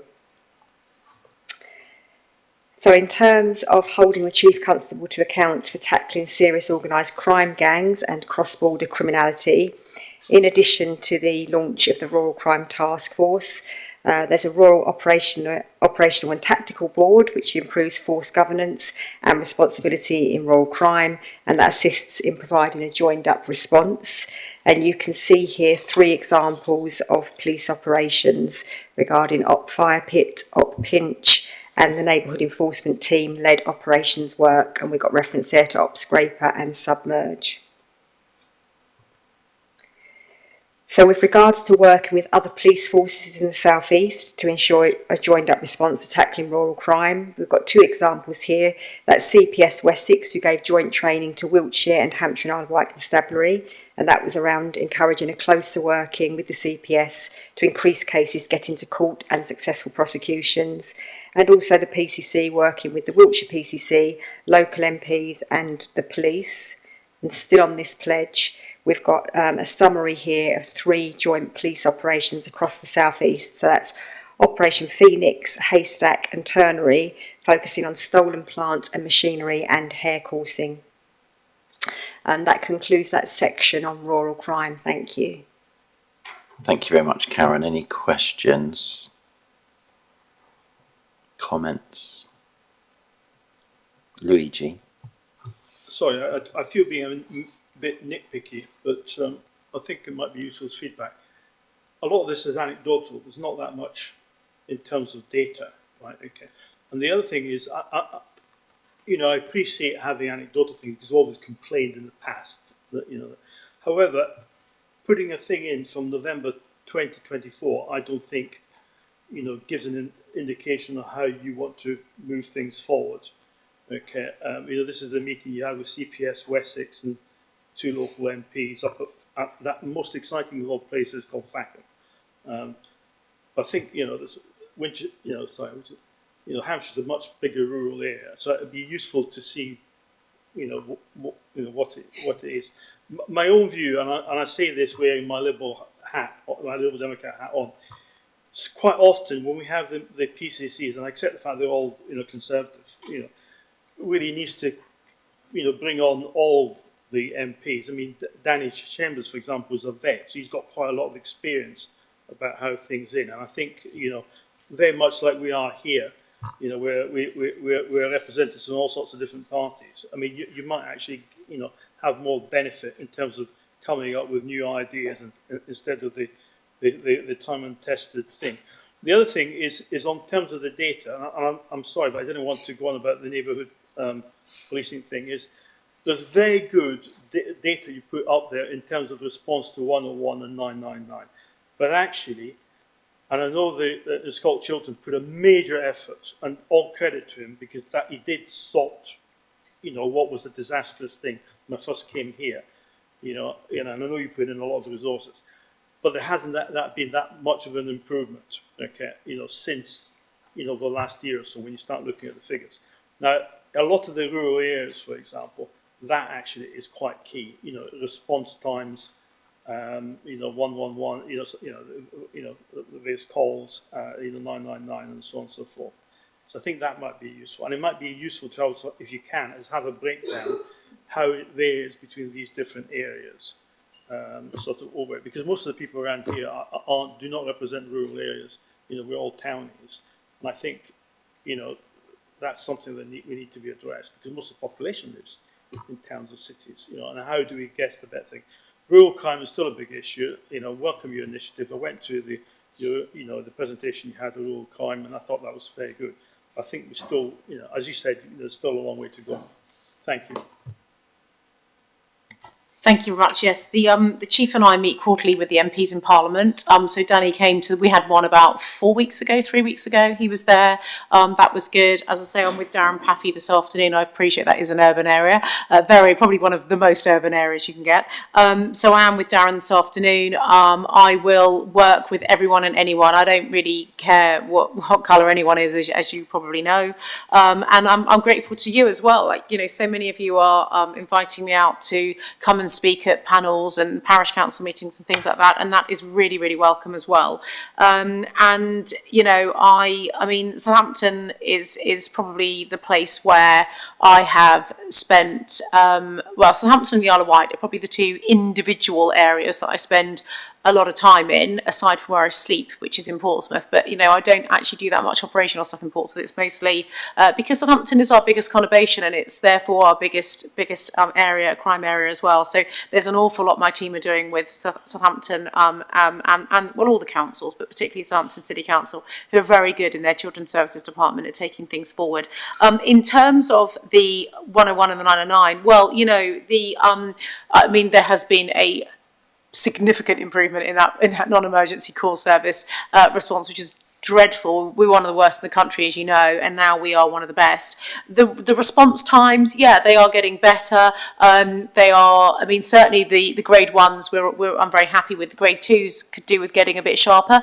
But then again, this is back to the chief is currently looking at sort of the abstraction levels, who gets abstracted, who can and can't be abstracted, because local bobbies, when I created them, I was quite definite that I didn't want them being abstracted, because that's not what I was paying for, because they'll end up therefore you guys then don't get your proactive neighbourhood response if they're being called on a grade 1 or a grade 2, because the grade 2s are backed up to 100 odd going from one day overnight into the next.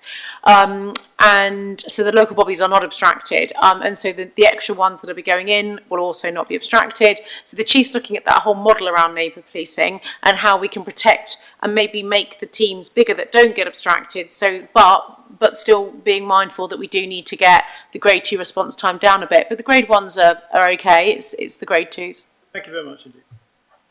Thank you, Donna. I just wanted to say, as somebody who does represent a large part of the rural area between Basingstoke and Andover, some of the feedback I've had about how things have changed, and I think about one particular rural estate that part of my ward covers. It's so big it goes into 2 other wards, when actually we look at things that say hair coursing, and I think sometimes members of the public either have a strong view or not about hair coursing, but I suspect it's often for some of the bits that they don't quite understand. You know, that rural estate itself I was genuinely shocked when they said that the damage hair coursing has caused was between £40,000 and £50,000 over the last 2 years, and actually having a faster response, and I think there's been quite a lot of success on hair coursing in that huge rural area between Basingstoke and Andover, has absolutely reduced the amount of hair coursing, given local residents more confidence to report suspicious behaviour that might be hair coursing when they see it,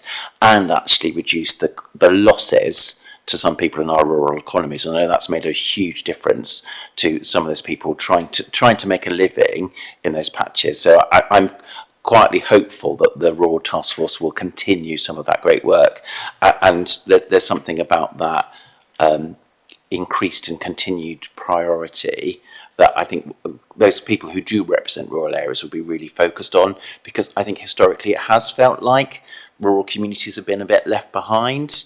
So there's something about that. I'm quite encouraging to hear your focus of the name bobbies, because of course with the conversation that we've had, it's parish and town councils which often feel like the front line in rural communities. So actually giving them a bit more backup and somebody who they can genuinely work with, I think hopefully we can look at and see the benefits of that in the future. Any other comments or questions on the rural crime element? There you go, Karen, you didn't have to wait so long that time. Thank you very much. And finally, moving on to serious and organised crime. Again, we have the extract from the Police and Crime Plan and the pledges that the Commissioner has made. So the first one there, convening a partnership response to tackle drug abuse. So each of the 4 top-tier local authorities host their own local combating drugs partnership, and the Commissioner's referenced in her announcements her strategic partnership day, which met in July, and one of those elements brings together all 4 combating drugs partnerships for a Hampshire and Isle of Wight wide focus on tackling drugs. We also reference here the development of a continuity of care pathway, which was led by the Commissioner's team, and that seeks to increase the number of people coming out of prison with drug and alcohol vulnerabilities accessing community-based support. So there's a national target there of 75%. a government target, sorry, of 75%. Nationally, that's at 54%. We've just gone up to 58%, so we are better than the national average, and still improvements to be made there. Here are some examples of services that have been commissioned by the Police and Crime Commissioner to reduce reoffending by those affected by substance use. And we've got quite a few examples here of Clear Hold Build, which was in Gosport, the Business Crime Navigator Intervention, drug testing on arrest, and integrated offender management. So moving on to the pledge of helping communities protect themselves from fraud and cybercrime, the OPCC website includes guidance and support regarding fraud and cybercrime, and it's reviewed annually to ensure that it is current. We also highlight here how the Commissioner is offering businesses and charities that become a victim of cybercrime a free website security assessment during the remainder of the Commissioner's second term. And the Commissioner mentioned that Police and Crime Panel members have been invited to her cyber event on the 21st of November at Netley. I'd be grateful if any panel member interested in attending would just contact me directly. You don't need to book your place for Eventbrite. Thank you. And still on the protection here from fraud and cybercrime, we talk here about the Cyber Ambassador Scheme created by young people from the Commissioner's Youth Commission. It seeks to equip cyber ambassadors with the necessary skills to support peers online, build digital resilience of all young people, and create a network of schools and colleges to keep pupils safe online. Across Hampshire and the Isle of Wight, just under 200 schools have received cyber ambassador training since 2016, and there are currently 45 schools with an active cyber ambassador programme. And finally, we have the pledge of holding the Chief Constable to account for tackling serious organised crime. So serious organised crime is very broad. Within the strategic policing requirement, it's simplified to drugs, fraud and organised immigration crime. I've already touched a bit on fraud, and the Commissioner mentioned in her announcements Keep Your Child Safe This Summer campaign, which focused on protecting young people from urban street gangs and exploitation. And the Commissioner also referenced the investment that she's made in the Choices programme, which also focuses on youth exploitation and knife crime. So this particular slide really focuses on county lines. And you can see at the bottom there some police successes, including arrests made, drug lines dismantled, cash, offensive weapons and drugs seized, and also some court outcomes. So thank you, Chair. That concludes my presentation today. Thank you very much, Karen. Do take a seat. Open it up for questions on serious organised crime. I've got Simon and then Alan. Yeah, I think I made the mistake of just going for a comfort break when Ed was talking. I think he mentioned something on the subject of barbers, Turkish barbers cropped up and things like that. I was just wondered, in relation to the narrative you've got and the objectives in relation to money laundering and drugs, is there proactive work that's taking place in relation to the increasing number of Turkish barbers, or is that just in response to potential complaints that are identified or suspicions that are arisen? Thank you very much. So yes, just to go back on what I said before, there is a specific piece of work. There's two things that are being done in our area. One is the NCA have a programme which you'll be aware of, Councillor Gregori. Councillor Gregori, for those who don't know, used to work at the NCA. So this is one of the strands of work that they, and I'm not saying anything I shouldn't because they've been open about this in the media as well. So it is one of the strands of work the NCA are looking at in terms of the national picture and what's going on. And then through our regional organised crime unit, yes, there is work going on in terms of developing intelligence. We had a very stripped back intelligence unit in Hampshire and the Isle of Wight Constabulary, which may not surprise you. And so 2 budgets ago, I invested over £1 million in 11 new posts to go into the police intel team, and which is why I've now got dedicated people who are in Hampshire and the Isle of Wight Constabulary who are able to develop, for example, on rural crime intel. I think there's 1 person and an analyst. We've got for shoplifting dedicated, and then you've got people who are working across the drug supply. Now, clearly that's the biggest area, along with sexual exploitation. But a lot of this work is done through the region, and the country has 9 regional organised crime units. And so the chiefs and the PCCs are responsible for the regional, well, PCCs for the funding and governance, but the chiefs obviously on the operational side for the regional organised crime unit. We have an assistant chief constable called Tim Metcalf who runs that, and so he works to the chiefs in Kent, Sussex, Surrey and Hampshire and Thames Valley. We have a governance board meeting with all the chiefs and the PCCs quarterly, where we're going through the threat, harm and risk assessment update, and also governance and finances and buildings and all of the bits that you would expect us to go through.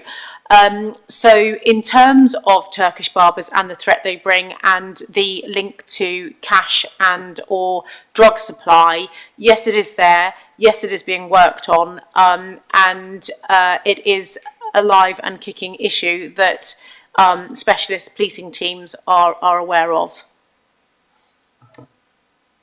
Thank you, Donna. Alan. Thank you, Chair. Just to reiterate the point about these cash-only businesses that are a plethora, I'm not sure they're dealing as much. I think they're the end of the serious and organised crime operation, which is, they seem to be very successful. When I look at their business returns, they're turning over 20,000 a week on the basis of having about 5 customers a day. So unless haircuts or nails cost £1,000 each, it's very difficult to see how that cash is going through that.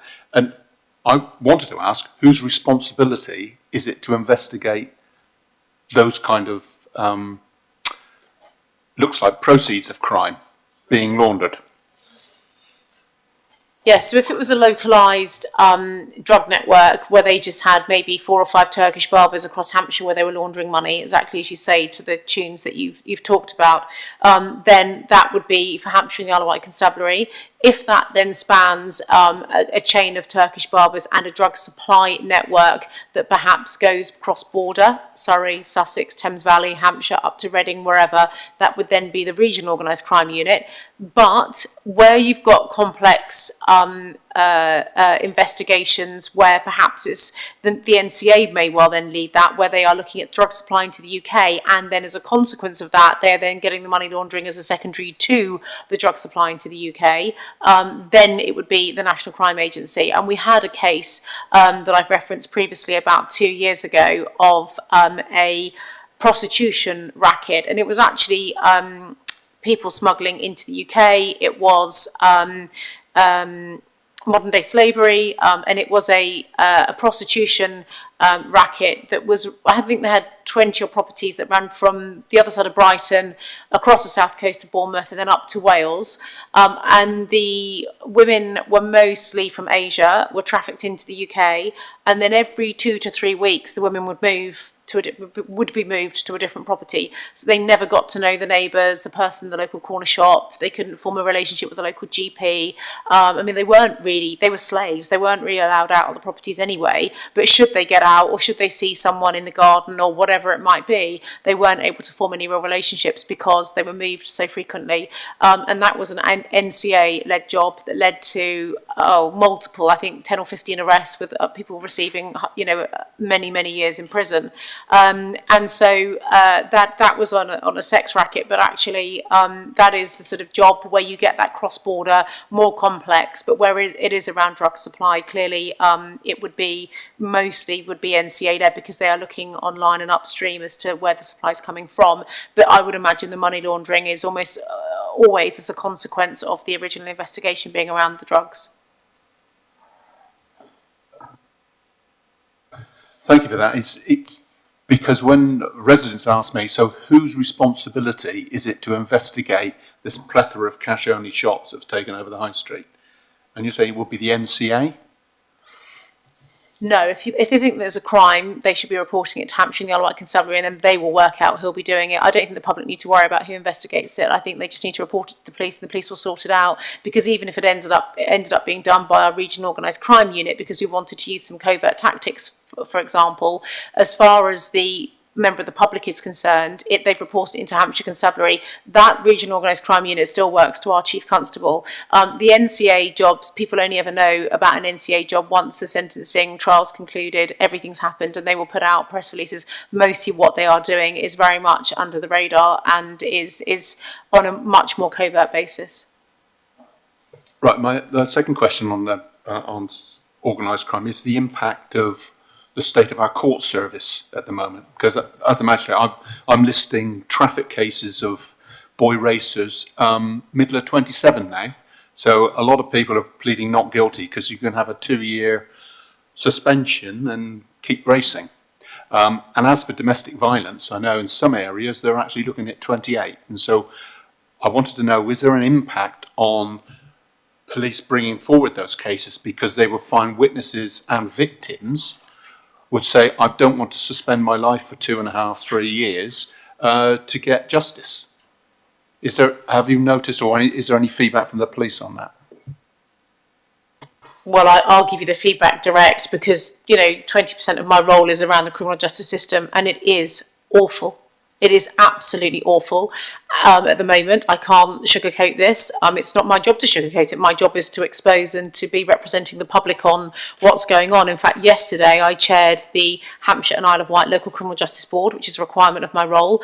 On that board, we go through the court performance. So HMCTS's Majesty's Courts and Tribunal Service performance around the trial dates being listed in both magistrates and Crown. Crown's actually okay in Hampshire and the Isle of Wight. We're not too bad. Post-COVID, our Crown courts were poor and magistrates were okay. It's completely flipped now.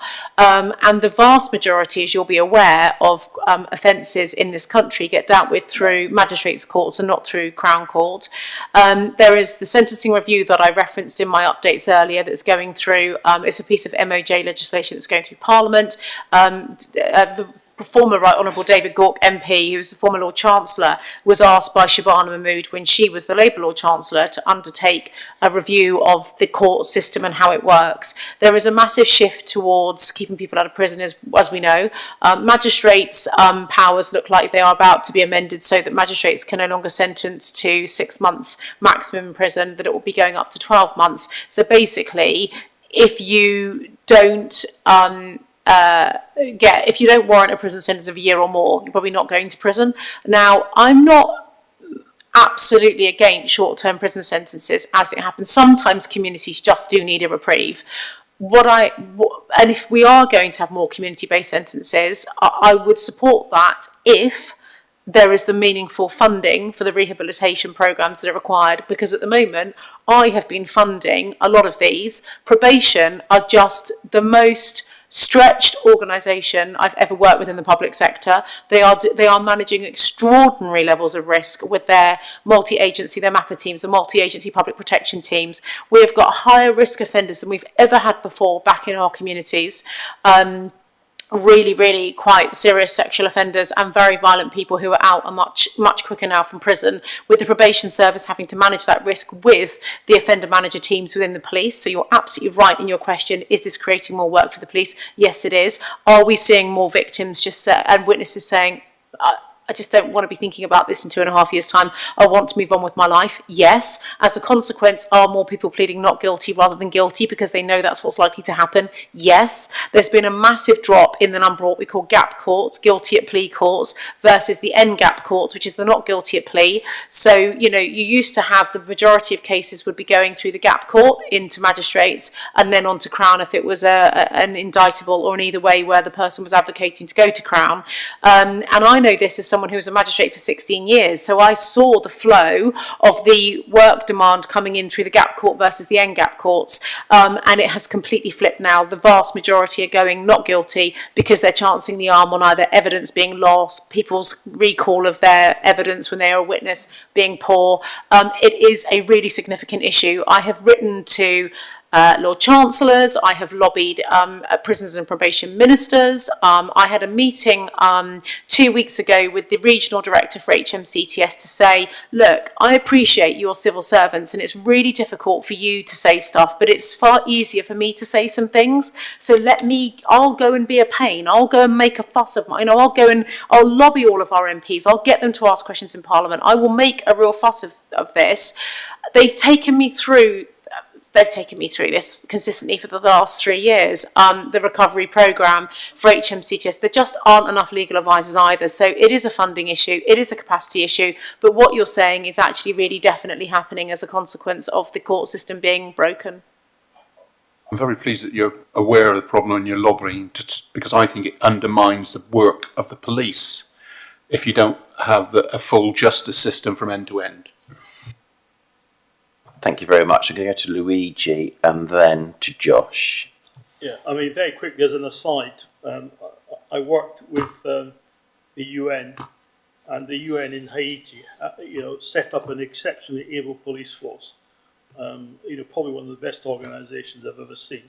And what happened is the criminal justice system was not working at all. These guys were getting arrested quite often after a firefight, and then they were released 1 or 2 days later. What happened was the police stopped arresting people; they just shot them dead. And I think that's an extreme example. But in a more civilised area, a less violent area, you end up having things. So I'm delighted the work that you're doing, Donna, and keep it up.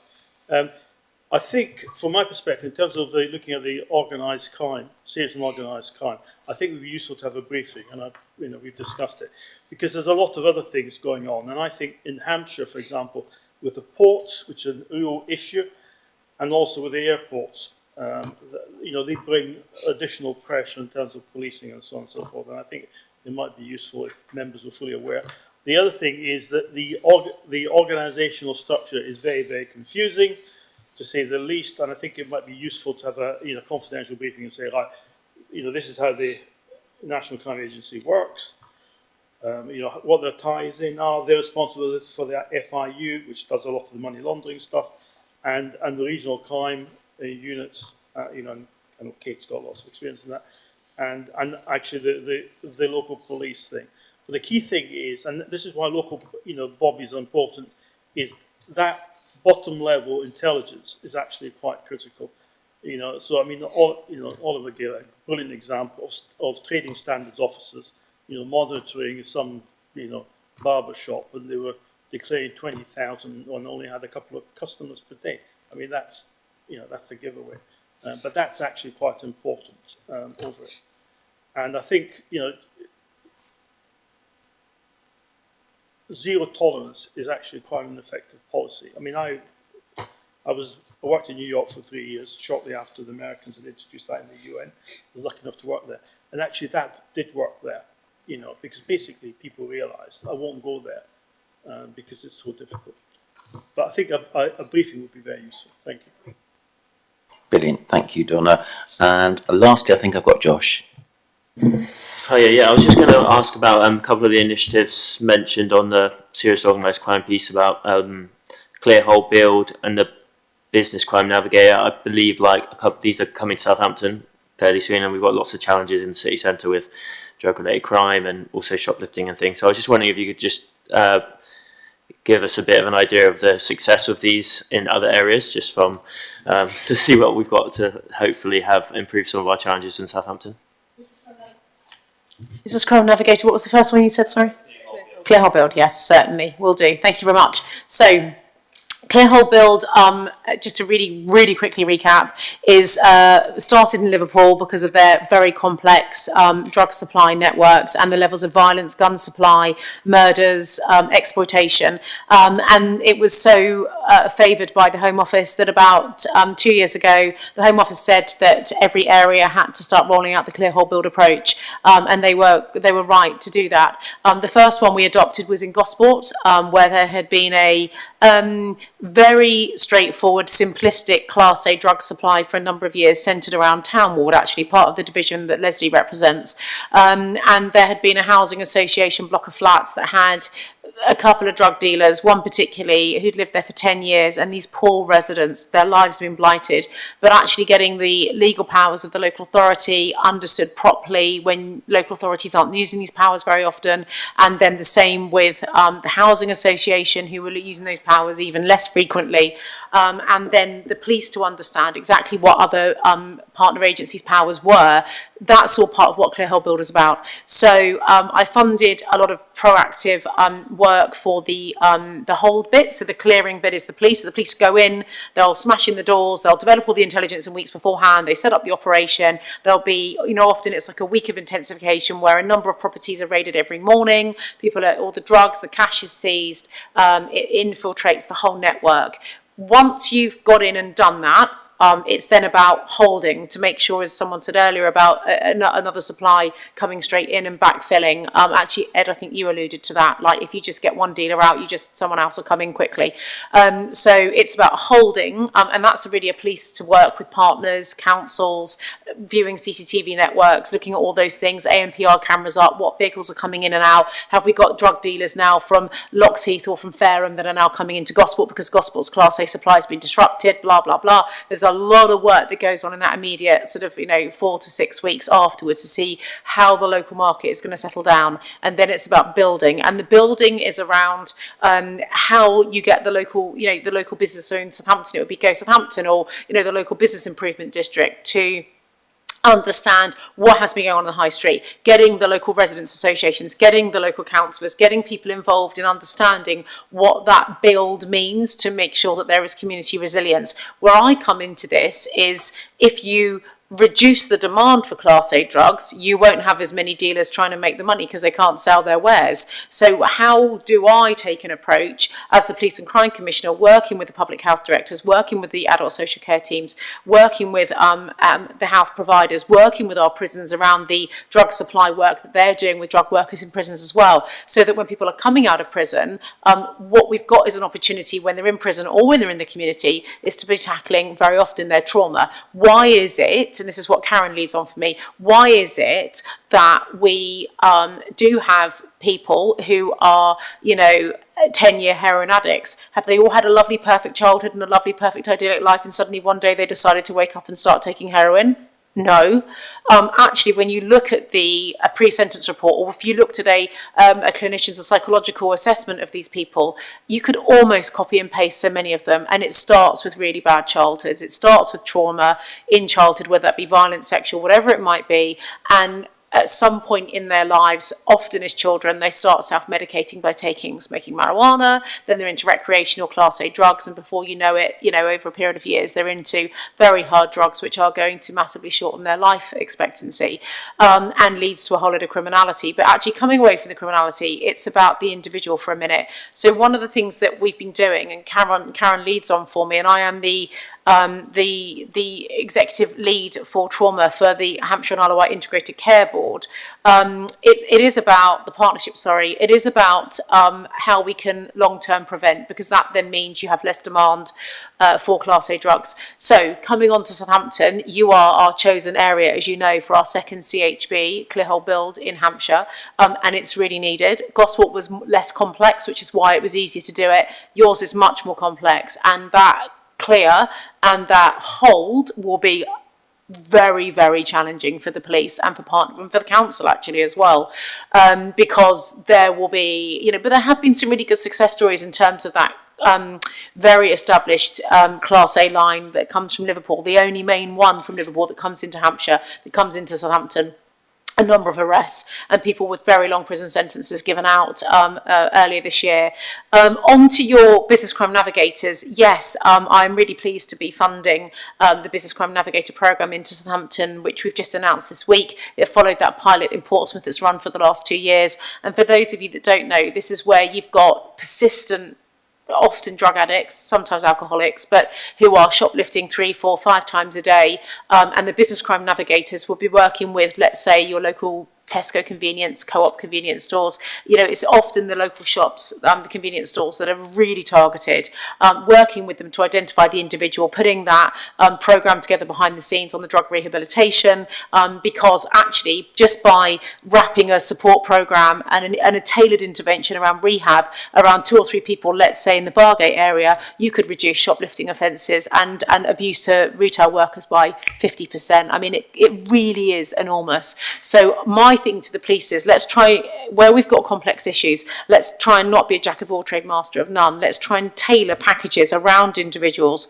And I'm doing this with some of our very violent, through the Violent Reduction Unit, which sits in my office. I'm doing this with some of our most criminalised sort of 17, 18, 19-year-olds who are running businesses turning over 2, 3, 5 grand a day, who are carrying knives, running gangs of up to 30 young males. And so rather than saying, right, our approach is going to be this for Thornhill and for Shirley and for Charles Dickens and Portsmouth and for Paulsgrove and for Lee Park, actually it's about saying, let's look at the 5 key ringleaders. What is it that they individually need? Where are they in their offending history? Have they been in and out of Feltham yet or not? That can be a real difference to a change in mindset. What is it? Where are they at? What are we doing? And so we're really unpicking some of these programmes down to a very individual level.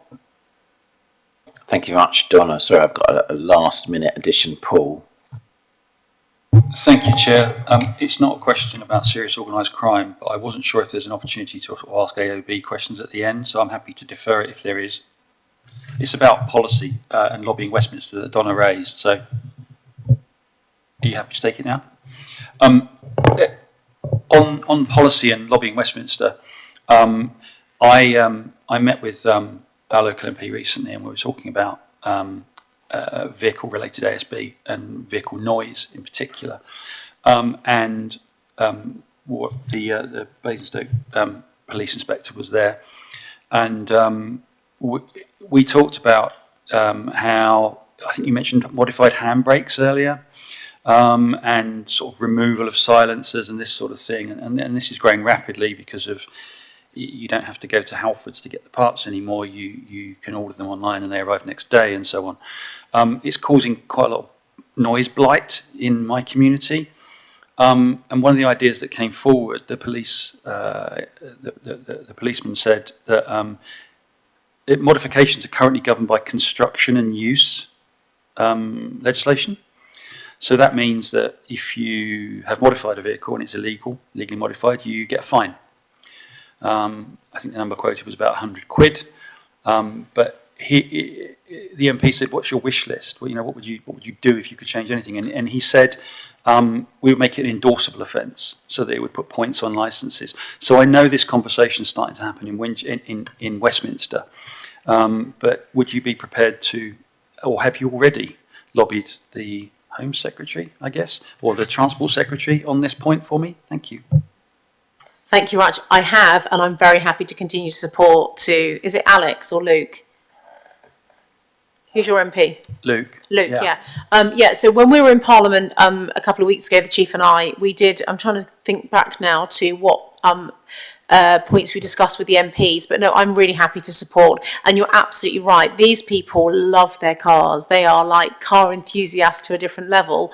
But unfortunately, they are then drilling holes in their exhaust. They backfire, and they're retrofitting the handbrakes and these other things. But what will really hurt them is if they can't drive their car anymore. And that's where the endorsement on the licence is so key. And the police officer was right in what they said to you, because they will pay the £100. I mean, they're burning through tyres at £100, £200 a month because they're doing this donutting. When they turn up at these Op Chromium events, as I've said before, they order hay bales, they plan the roads they're going to, they order hay bales to act as buffer zones in case the cars skid. There'll be 300-400 people stood watching. They have WhatsApp groups, so they'll arrange, right, we're going to SO, da-da-da-da-da. If the police turn up, we're then going to go on to this one. If the police do turn up, they then will quickly mobilise and go somewhere else. They have mechanics on standby. They have people that can change the tyres on standby. So if you're donutting in your MX 3 and you burn the tyres out, which you will do very quickly when you're doing it consistently for 10 minutes, they jack the car up, tyres off, new tyres on. These are really organised things. They have spotters out on roads in the lead up to, so that people that would look like they're just sitting at a bus stop or just sitting in a car like waiting to pick someone up, so that when the police arrive they will get a 3 or 4 minute warning and they're all in their cars and gone very quickly and driving to the next location. It is very, very organised, and so the endorsement of points is much more important. There is something called a Section 59 order, which has actually changed slightly over the last couple of years, because people used to think the Section 59 was on the vehicle, and therefore I think it might have used to be on the vehicle. So therefore, if a Section 59 order was put on a vehicle, they would just sell the car and buy a new one. But now it's on the individual as well as the vehicle. So actually, if you've got a Section 59 order on you for donutting on public highways, and then you do that again, you're going to get nicked for it, basically. Whereas they think, oh, well, if I sell that BMW and go out and buy another one, then it's the car that it's linked to and it's not me, and that's not the case now. But it is the same with the noise. I mean, you know, noisy exhaust and the complaints you'll get from your residents. You'd be amazed at how noisy the legal permitted level is. And so one of the things that we've done is invested in more of the decibel readers that the roads policing unit carry in their vehicles with them, so they can just get a motorbike at the side of the road, rev it and put the decibel reader next to it to work out if this is an illegally retrofitted exhaust, they think. Now, to prosecute, they've then got to seize the bike, take it to one of our forensic units in Hampshire, we've got 3, strip the bike down in a Home Office approved unit that we have. They're like a white sterile, it's a bit like a laboratory type room. You put the bike in there, and then you have to take all the metal encasement off of the bike, because otherwise the metal could be vibrating, which could be part of the noise and not just the exhaust. So to prosecute for a retrofitted illegal exhaust is quite complicated. But what they can do by having the decibel reader on the side is give them points, give them a fine for antisocial behaviour driving, and that's easier, but the points thing is key. Brilliant. Thank you very much. That brings us to the end of item 7. Donna, thank you very much as always. Always very impressive that you know every detail, no matter what question we throw at you. And that goes also for Kate and Karen. Thank you very much. Right, so panel, before I go to item 8, I just need to put on record that Shirley has been texting me. She did make an attempt. She thought she was giving apologies for lateness, but she's actually given us her apologies for not being able to make it. She made it as far as Winchester and then needed to go back home again. So we'll now move on to item 8, which is the Police and Crime Panel Work Programme. That's on our pages 35 and 38. You'll see set down there our meeting dates, including the new changed meeting dates, the items, the topics, who leads on it, and the status and the outcome. I just wonder whether there's any requests for work items that aren't on the programme. If you haven't got one now, it is also always something you can send through to Katie so that we can prepare for it, plan for it, and draft something for our next meeting. I don't see any hands or comments. So lastly, all I need you to do is to just tell me whether you support the recommendation on page 35, that the work programme, subject to any recommendations made, and officially that's at the meeting, but we'll also sort of take them after the meeting is agreed. Is it agreed? Brilliant. Thank you very much. So that's officially the end of our meeting. If I can just check to see whether the webcast is going to be turned off.